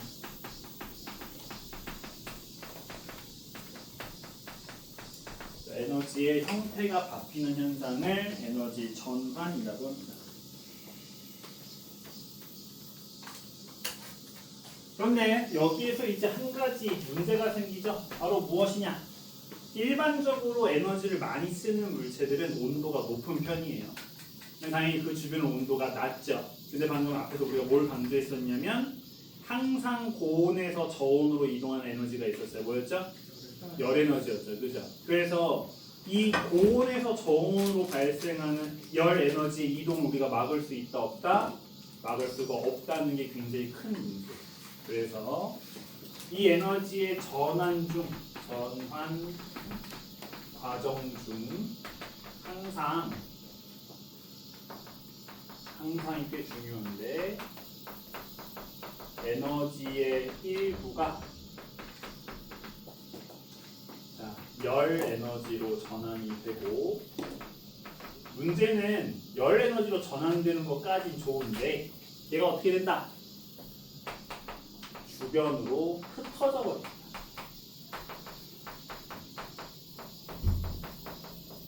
자, 이게 문제죠, 그죠? 이거 주변이거든요. 자, 주변으로 흩어지니까 우리 얘 이용하기 쉬워, 어려워? 어렵겠지, 그지? 한 곳에 모여 있으면 그나마 우리가 이용하기가 쉬울 텐데 얘가 그냥 흩어져 버리니까 이 열 에너지를 우리가 이용하기가 쉽다, 어렵다?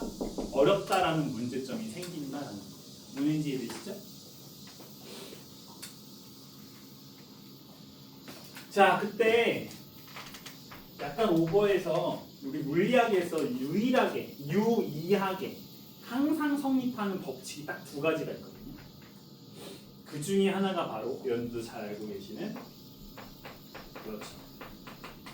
에너지 보존 법칙.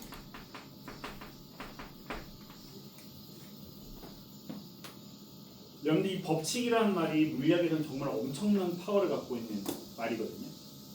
원래 법칙이란 말이 이제 못 붙여요. 왜냐면 이 법칙은 항상 옳아야 붙일 수 있는 표현이어서 그래요. 그런 법칙이란 표현이 붙어있는 몇 안 되는 얘기 중에 하나가 바로 이 에너지 보존 법칙. 얘만은 절대로 틀리지 않는다라고 우리가 얘기를 하고 있다. 무슨 뜻이죠? 에너지 보존 법칙? 바로 에너지의 총량은 절대로 변하지 않고 항상 일정.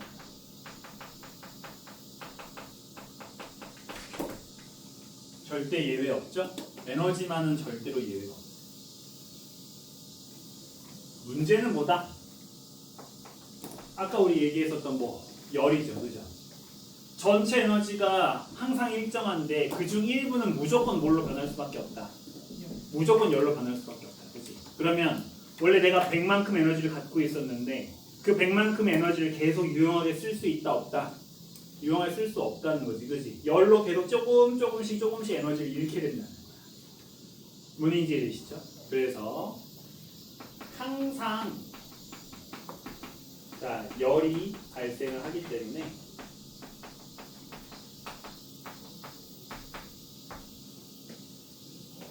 우리에게 유용한 에너지. 에너지가 아니에요. 그냥 에너지가 아닙니다. 유용한 에너지. 우리한테 쓸모 있는 에너지. 그쵸? 이 쓸모 있는 에너지는 계속 어떻게 될 수밖에 없다. 그쵸? 얘는 계속 줄어들 수밖에 없는 거예요.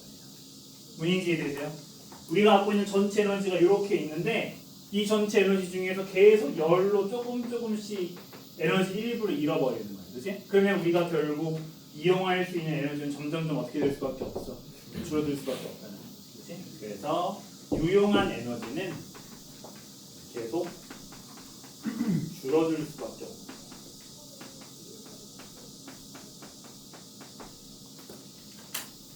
아주 중요한 내용이고요. 이번 단원에서 원래는 핵심 출제 내용 중에 하나였어요. 하도 많이 출제해서 요즘에 잘 안 나오는 편이긴 한데 예전에는 굉장히 중요한 그런 표현입니다. 이해되시죠?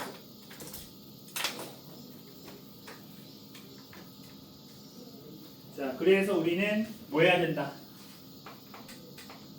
이렇게 유용한 에너지가 계속 줄고 있기 때문에 에너지를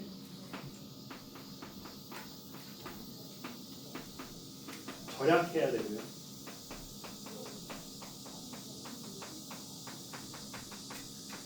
쓸 때 어떻게 써줘야 된다? 최대한 그렇죠. 최대한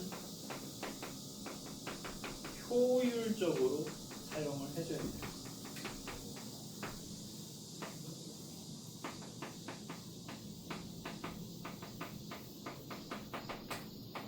자, 요게 이번 단원의 핵심입니다.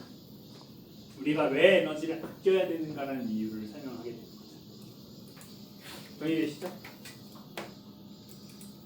그래서 요걸 배우는 게 이번 단원의 남은 내용이라고 보시면 됩니다. 큰 2번 맞죠?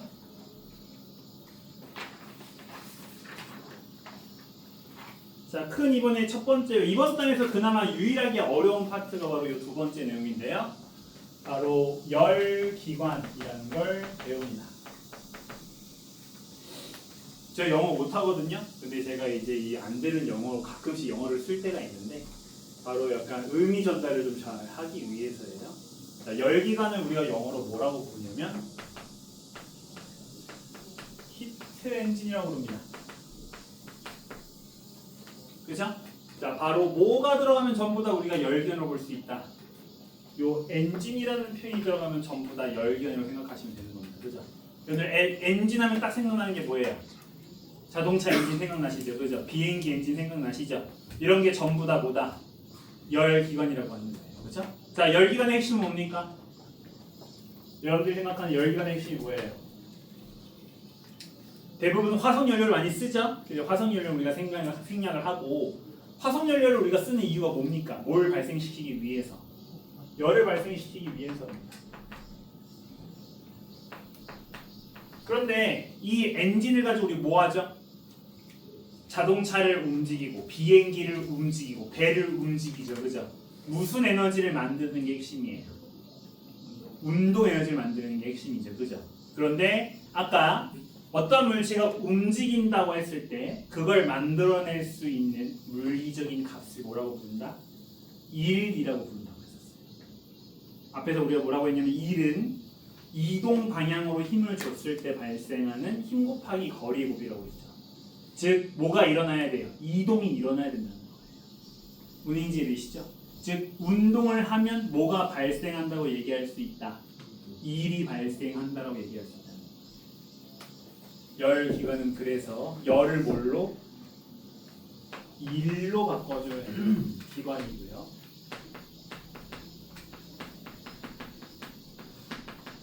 나중에 이 일은 어떤 물체 무엇이 될 것이라는 걸 알 수 있어요? 그렇죠. 무슨 에너지? 운동.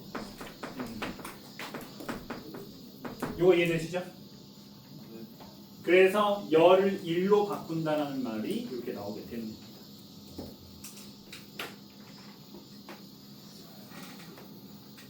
열기관 실제로 제가 대학교 때 잠깐 배웠을 때 너무 어려서 포기했어요. 드랍했거든요. 정말 어렵습니다. 실제로 이 엔진을 만들 수 있는 기술이 있는 나라 자체가 몇 개 안 돼요. 그 정도로 굉장히 고난도 기술이고 그렇기 때문에 우리가 열기관이라고 하는 이 엔진을 자세하게 배우진 않습니다. 아주 단순한 원리 정도까지만 정리를 할 건데요.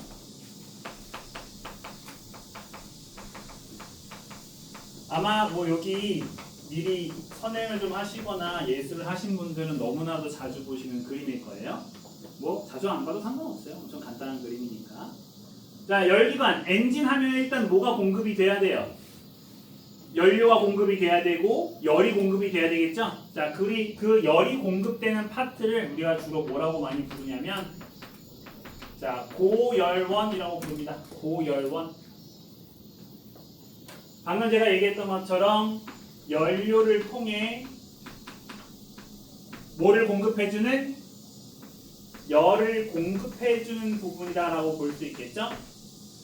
당연히 열이 공급되는 부분이니까 열이 어떻겠어요? 많겠죠? 아까 우리 열을 알 수 있는 척도가 뭐라고 했습니까? 온도라고 했으니까 당연히 여기 온도가 어떻게 했어요? 높겠죠? 그래서 우리는 여기가 무슨 부라고 얘기할 수도 있다?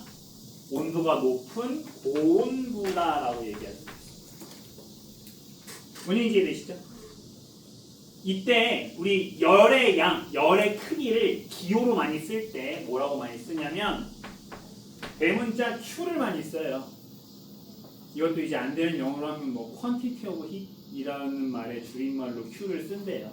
왜 갑자기 Q냐 이런 질문들 많이 받는데 그렇다고 합니다. 근데 이제 이 Q라는 문자 우리가 앞으로 많이 쓸 거라서 여기다가 이제 뒤에 숫자 하나를 붙일 건데 첫 번째라는 뜻으로 Q1 이렇게 붙일 거예요. 자, 열이 많다는 건 뭐가 높다? 온도가 높다는 말과 똑같다고 했었죠? 그래서 가끔씩 온도도 표현을 하는데 온도는 당연히 문자 뭘 써요? 그렇죠. T를 많이 쓰겠죠? 역시 같은 숫자를 맞춰서 T1 이렇게 써요. 이해되시죠? 자, 이대로 그냥 냅둬도 괜찮고 뒤에 거랑 밑에 거랑 좀 구분해주기 위해서 이렇게 네모칸 쳐도 괜찮습니다.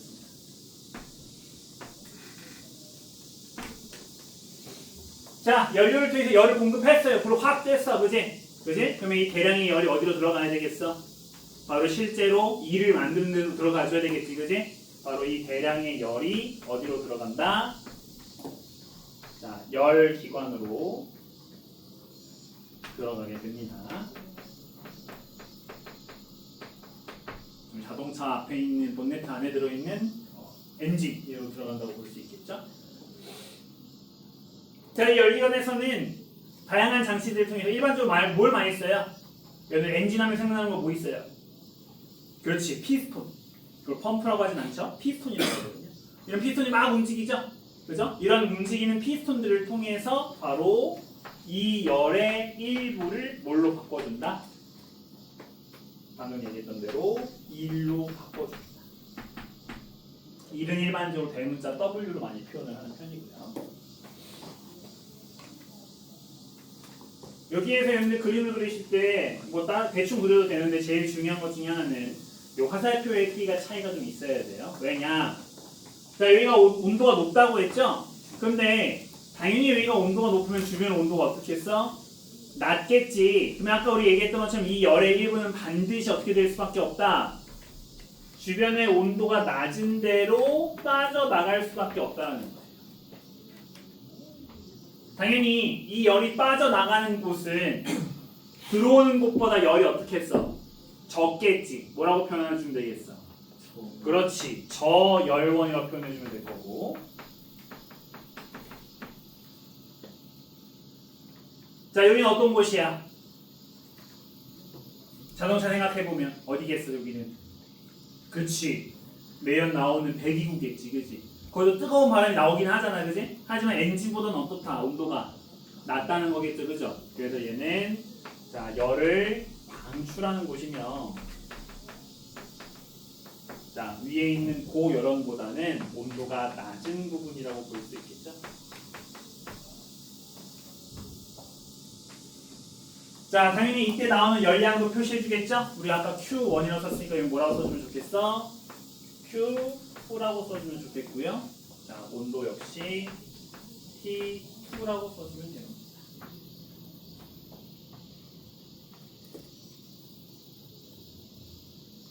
자, 이 그림 그리셨죠? 가운데다 크게 그려도 괜찮고 왼쪽에다 이렇게 조그맣게 그려도 괜찮고 여러분들이 알아볼 수 있게만 그리시면 되고요. 가운데다 크게 그리신 분은 밑에다가 제가 쓰는 거 쭉 써주시면 되고 왼쪽에다 조그맣게 그리신 분은 오른쪽에다 이렇게 쓰셔도 괜찮습니다. 알겠죠? 자, 이어지는 내용이라는 것만 이해해 주시면 되고요. 자, 열기관의 원리 첫 번째. 자, 항상 에너지에는 항상 성립하는 법칙. 아까 우리 얘기했었던 무슨 법칙? 그렇죠. 에너지 보존 법칙. 그런데 자, 이 에너지 보존 법칙이 열 버전이 따로 있어요. 이름이 똑같은 에너지 보존 법칙이야. 내용은 똑같아. 그런데 이름만 다른 거야. 알겠지? 자, 이 에너지 보존 법칙의 또 다른 이름 바로 뭐라고 부르냐면 열역학 1법칙이라고. 열역학 1법칙. 뒤에 있는 이 표현은 학교에서 알려줄지 안 알려줄지 잘 모르겠어요. 알겠죠? 근데 어차피 이름만 다른 거니까 그냥 둘이 같은 말로 여러분들 생각하시면 되고요. 자, 에너지 보존 법칙 무슨 뜻이었습니까?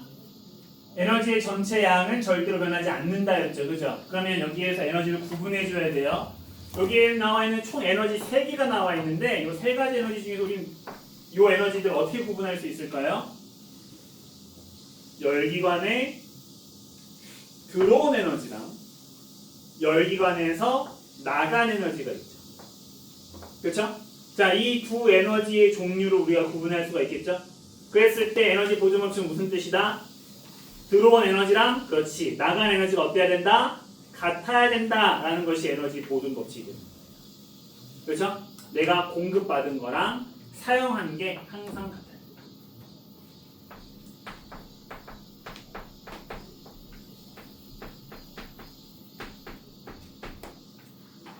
자, 이게 열기관에서의 에너지 보존 법칙이죠.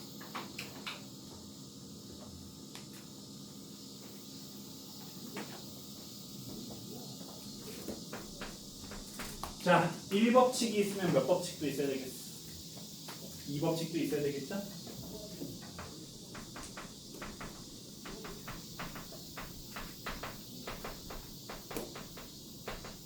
자, 열역학 2법칙은 이미 우리가 앞에서 배웠는데 이름을 안 배웠을 뿐이에요.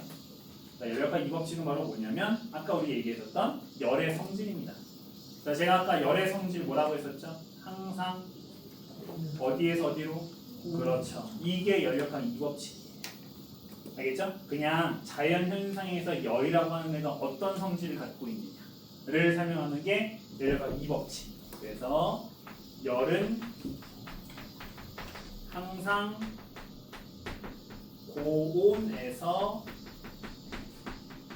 저온으로 이동한다. 그런데 방금 우리가 온도라고 하는 것을 얘기했었죠. 여기 있는 T1과 T2 얘기했었잖아요. 그죠? 이 T1과 T2 중에 누가 더 크기 때문에 T1이 무조건 크죠. 그러면 뭘 막을 수가 없다. 여기에서 여기로 흘러나가는 열을 막을 수가 없다라는 거예요.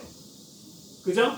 얘네들이 온도가 똑같지 않는 이상 이렇게 빠져나가는 열이 반드시 존재할 수밖에 없다는 문인지에 대해서요. 그래서 자, T1이 T2보다 항상 크므로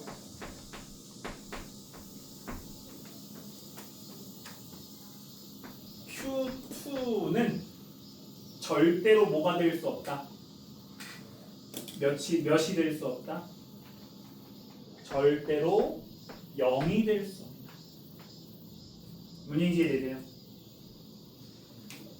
빠져나가는 열을 막을 수 있다 없다. 막을 수 없다. 정리되십니까? 자, 이거 되게 중요한 내용이에요. Q2는 절대로 0이 될 수 없다. 빠져나가는 열을 우리는 절대로 막을 수 없어요.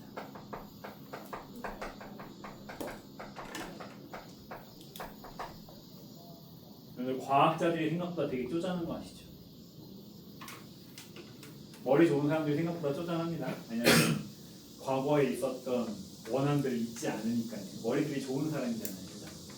그래서 옛날 사람들 중에 아닌데 먹을 수 있는데? 라고 주장했었던 사람들이 있어요.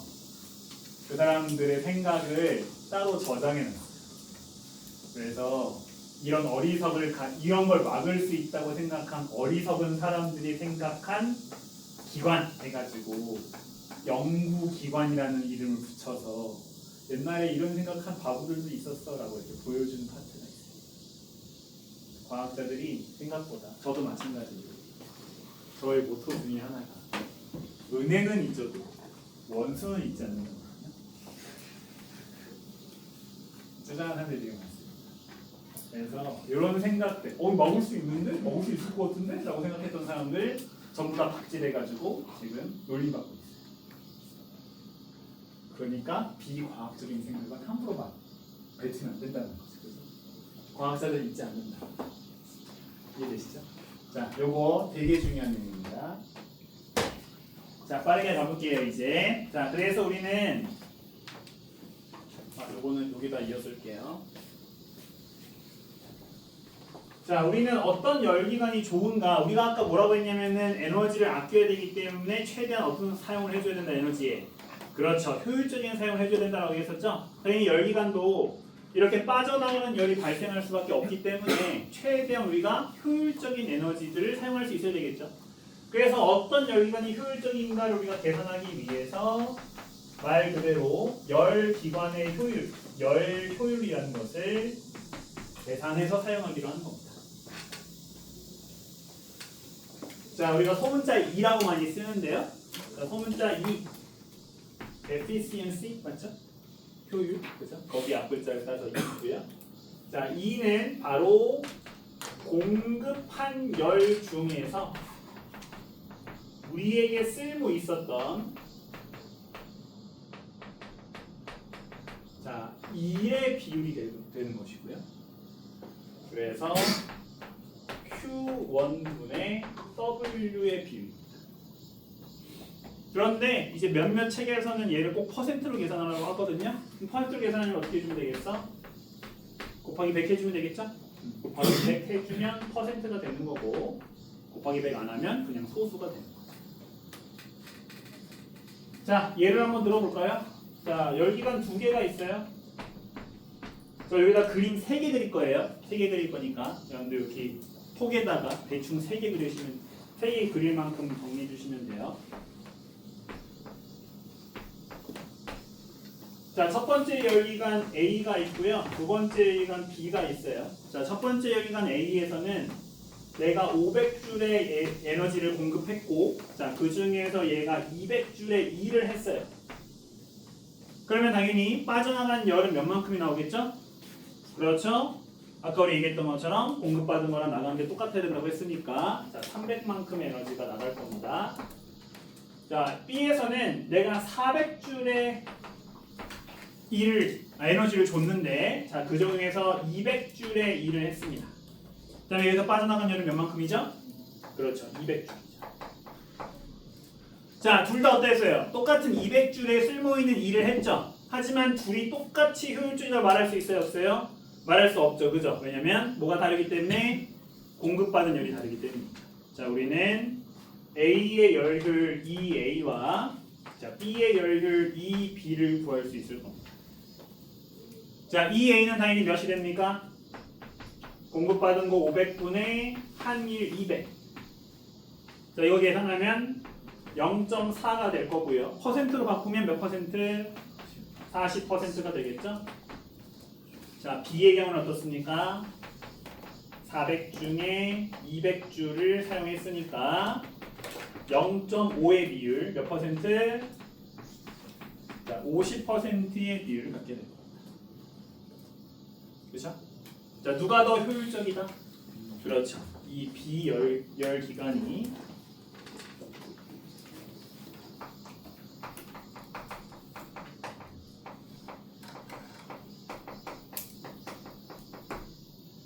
자, 그런데 제가 이 B에다가 공급하는 열을 바꿔보는 거예요. 누구랑 똑같이? A랑 똑같이. 그죠? 그래서 이 B에다가 이번엔 똑같이 자, 500주를 공급을 해보는 거예요. 자, 그러면 여기서 빠져나가는 일이 몇일까요? 그렇죠. 여기서 중요한 것은 같은 열기관일 때 뭐가 변하지 않느냐를 기억하는 거예요. 제가 같은 열기관을 표현 썼죠, 그죠? 그러면 같은 열기관에서 뭐가 변하지 않는다? 열 효율이 바뀌지 않는다. 열 효율이 그대로 유지가 된다는 게 자, 요 같은 열기관의 뜻이에요. 자, 그러니까 이번에 500주를 공급하게 되면 자, 그 중에서 얼마만큼? 50%만큼을 1로 바꿀 수 있는 거잖아요. 그죠? 때문에 여기서 빠져나가는 1의 값은 몇 줄이 돼야 된다? 그렇죠. 250줄이 돼야 된다. 당연히 빠져나가는 열도 몇 줄이 돼야 돼요? 그렇죠. 똑같이 250줄이 돼야 됩니다. 이해되시죠? 그래서 여러분들 요거 좀 잘 기억해 주시면 좋겠어요. 같은 열기관이 무슨 뜻이냐? 그죠? 열 효율이 그대로 유지된다는 뜻이다 라고 기억해 주시면 좋을 것 같습니다.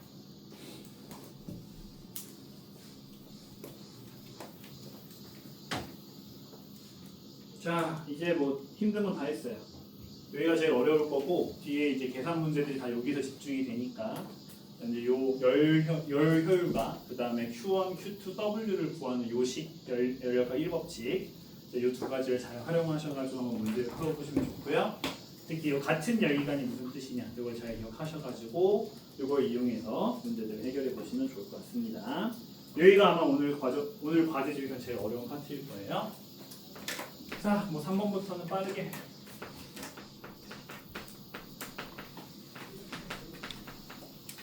자, 에너지 효율. 자, 열기관이 열 에너지를 얼마나 효율적으로 쓰느냐라는 얘기였다면 에너지 효율은 당연히 내가 사용한 에너지가 얼마나 효율적으로 쓰였느냐는 얘기가 되겠죠. 다만 앞에 있는 열 효율이 이 에너지를 계산하는 게 핵심인 유형이었다고 한다면 에너지 효율은 계산이 핵심은 아니에요. 대신 뭐가 핵심이냐? 바로 공급한 에너지 중에서 나한테 효율을 계산할 수 있는 이 쓸모있는 에너지가 뭐냐? 이 에너지의 종류를 구분하는 거예요. 이게 뭔 뜻이냐면 자, 예를 들어서 전기난로가 있다고 해볼게요. 전기난로 말 그대로 열을 내뿜는 장치죠. 이 전기난로를 작동하기 위해서 우리가 뭘 공급해줘야 돼요? 전기 에너지를 공급해줘야 되죠. 그죠? 그러니까 전기난로의 에너지 효율 2는 분모에 뭐가 들어가야 되냐면 전기 에너지가 들어가야 되죠. 그 다음에 분자에 뭐가 들어가줘야 돼요? 무슨 에너지? 전기난로니까?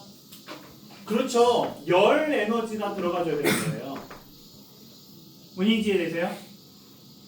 그렇죠?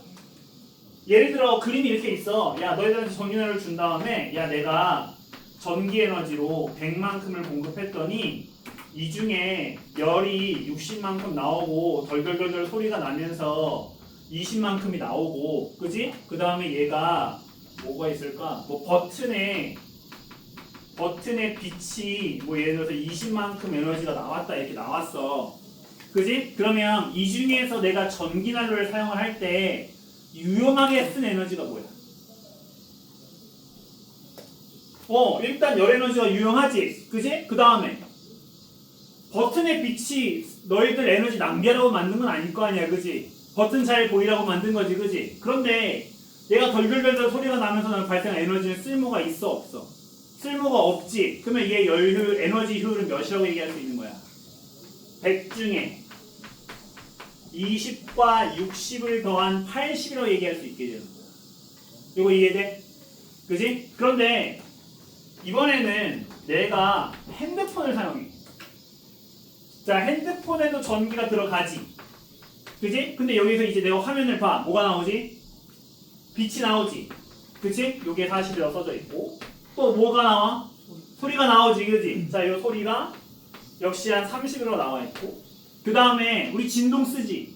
진동이 20만큼 쓴대.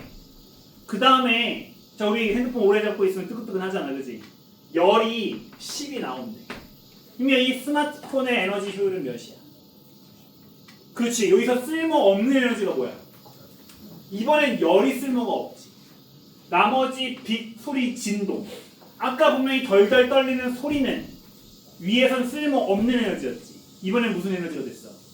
쓸모있는 에너지가 됐지. 바로 어떤 장치에 따라 무슨 에너지가 쓸모있는 에너지냐를 구분하는 게 에너지 효율의 핵심이라는 거예요. 이해되시죠?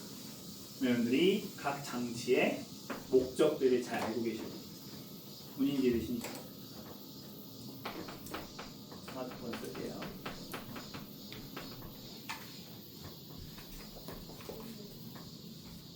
자, 이제 에너지 효율을 높이기 위한 노력. 요거 가로 1번 쓸게요.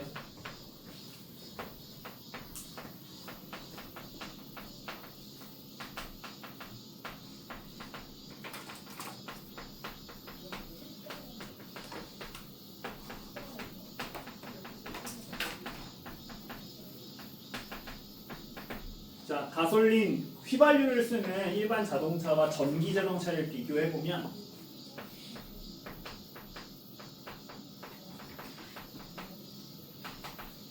자, 에너지 효율이 일반 자동차가 약 20%, 전기 자동차가 약 40%의 효율을 갖고 있다고 합니다. 전기 자동차가 훨씬 효율적이죠? 그런데 그러면 일반 자동차가 쓰레기냐? 그건 아니에요. 이 일반 자동차가 갖고 있는 장점들이 있습니다. 그래서 이 두 자동차의 장점을 합쳐놓은 자동차가 있죠. 뭐라고 불러요? 그렇죠.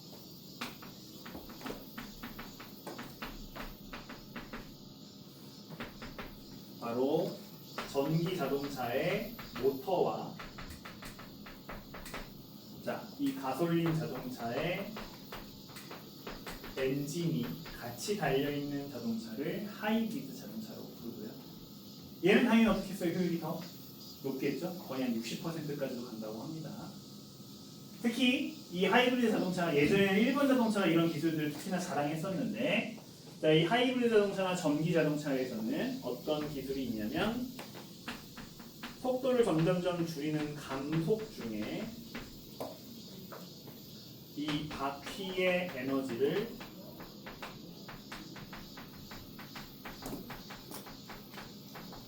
자, 배터리에 저장하는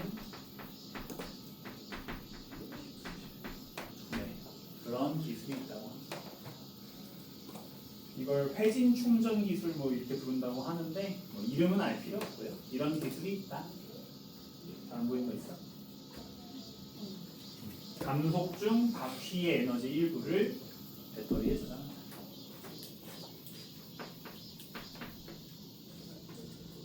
자, 두 번째는 열 병합 발전 방식입니다. 자, 석탄이나 천연가스, 즉 화석 연료에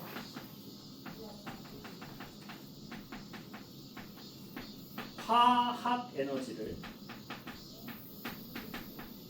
전기 에너지로 바꾸는 자, 이런 방식의 발전 우리가 무슨 발전? 화력 발전이라고 부르죠? 그죠? 그런데 이 효율이 대략 50% 정도 된다고 합니다. 약 50%. 그 말은 무슨 뜻이에요? 태운 에너지 중에서 몇은? 50은 빠져나간다는 얘기죠? 우리가 못 쓰는 에너지가 된다는 거예요. 그런데 자, 열 병합 발전은 뭐냐면 특히 그 새로 지어지고 있는 대규모 아파트 단지에서 많이 하는 건데 바로 이 발생하는 화학 에너지의 열 중의 일부를 전기와 함께 우리한테 유용한 열로 바꿔주는 거예요. 어떤 게 있을까요? 우리한테 유용한 열. 그렇지. 난방. 그지? 또 따뜻한 물, 온수. 난방이나 온수에 쓰는 거예요. 그러면 에너지 전기를 만드는 비율은 조금 낮아지는 대신 난방이나 온수에 쓰는 비율이 되게 높아서 실제 효율이 거의 몇 퍼센트? 그렇죠. 약 80%까지 나온 거예요. 벌어지는 열이 20밖에 안 되는 거예요. 자, 이런 방식을 열병합 발전이라고 한다고 합니다. 큰 아파트 단지 신도시에서 많이 쓰는 방식이에요. 대신 안 좋은 점은 여름엔 보일러 못 틀죠. 그래서 이제 열을 안 공급해 주니까 여름엔 보일러를 못 틀고 겨울에만 특정식 정해진 시기에만 틀 수가 있습니다. 맞을까요? 3번을 여러분들 잘 알고 계시는 에너지 효율 등급입니다.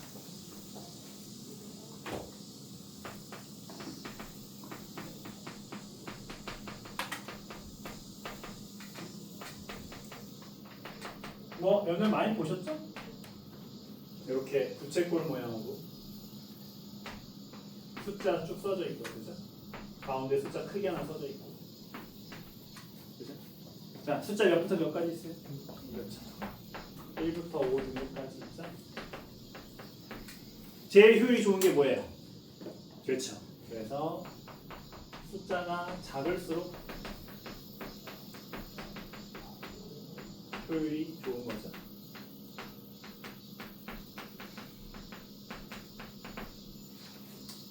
이건 별로 중요하지 않은 거니까 안 적어도 됩니다. 대충 1등급과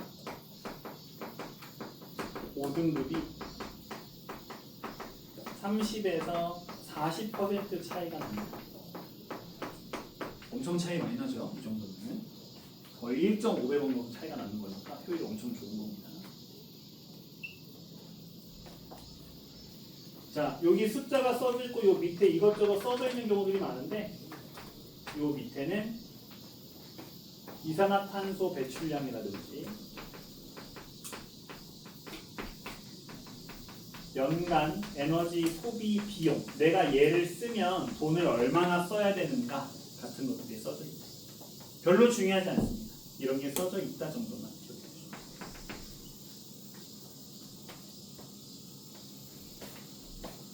거의 끝났어요. 좀만 적으세요.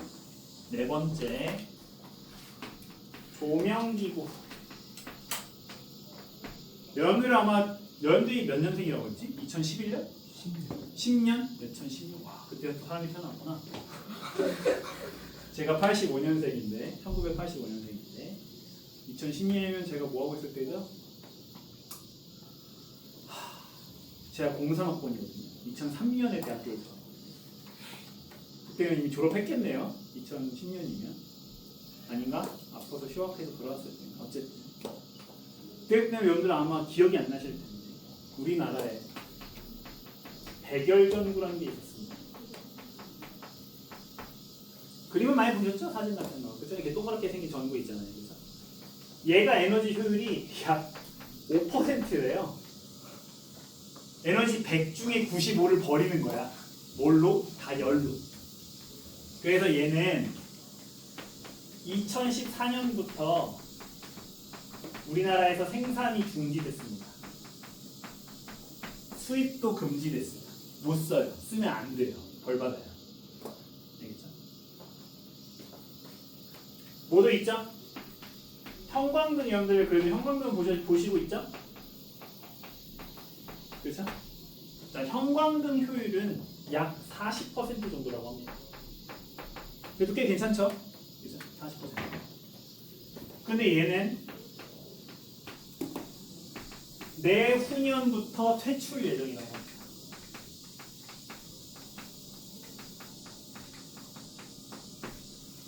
그러면 이 두 개 다 없으면 이제 뭘 쓰죠? 그렇지. 바로 이제 우리나라에는 뭐밖에 못 쓰인다. 네, LED 발광 다이오드밖에 못 쓰입니다. 맞아요. 효율이 약 80에서 90% 정도까지 나온다고 합니다. 그래서 우리나라는 이렇게 효율이 높은 조명기구로 바꾸는 이런 작업들을 하고 있다. 자, 진짜 마지막. 저는 이거 볼 때마다 좀 기분이 나빠지는데 에너지 제로 하우스.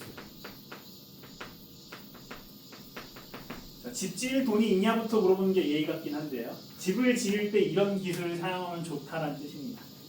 자, 에너지를 어떻게 하면 아끼는 집을 지을 수 있을까? 이때 사용되는 기술에는 크게 두 가지, 액티브 기술과 패시브 기술이 있습니다. 아마 게임 많이 하시는 분들한테 익숙한 용어죠? 그래서 액티브 효과, 패시브 효과. 액티브는 어떤 느낌이죠?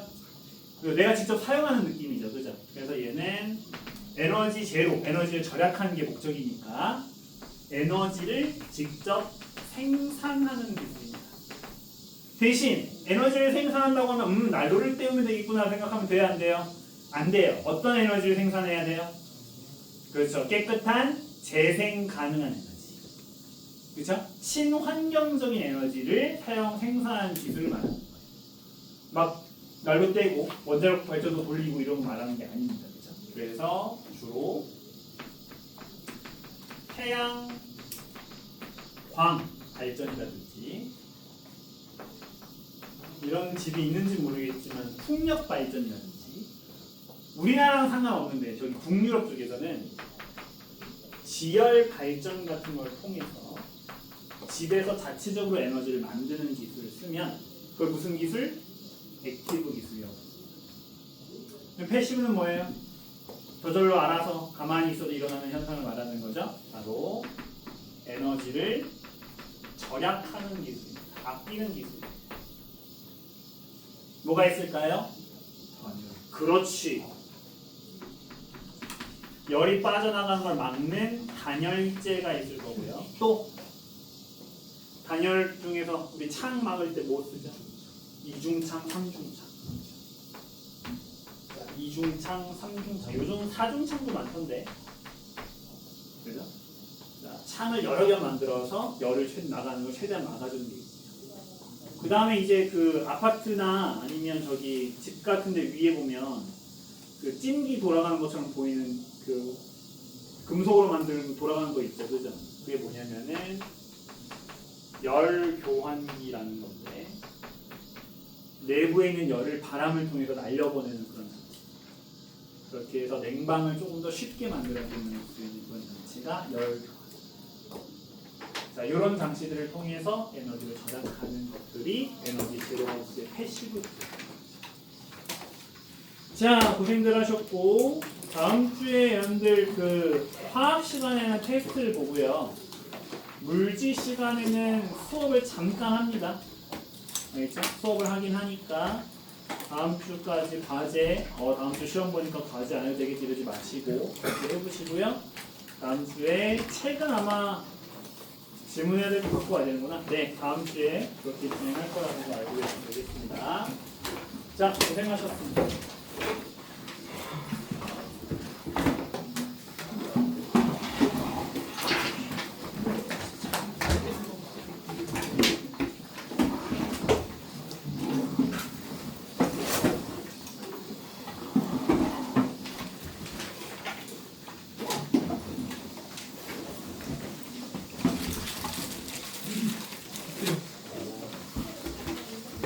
그렇죠. 4강 전체 4강. 이 계속 나보고 보고 싶어. 오늘 4강 문제 진짜 쉬워. 네? 갑자기 내가 보면서 3강이 진짜 어려워.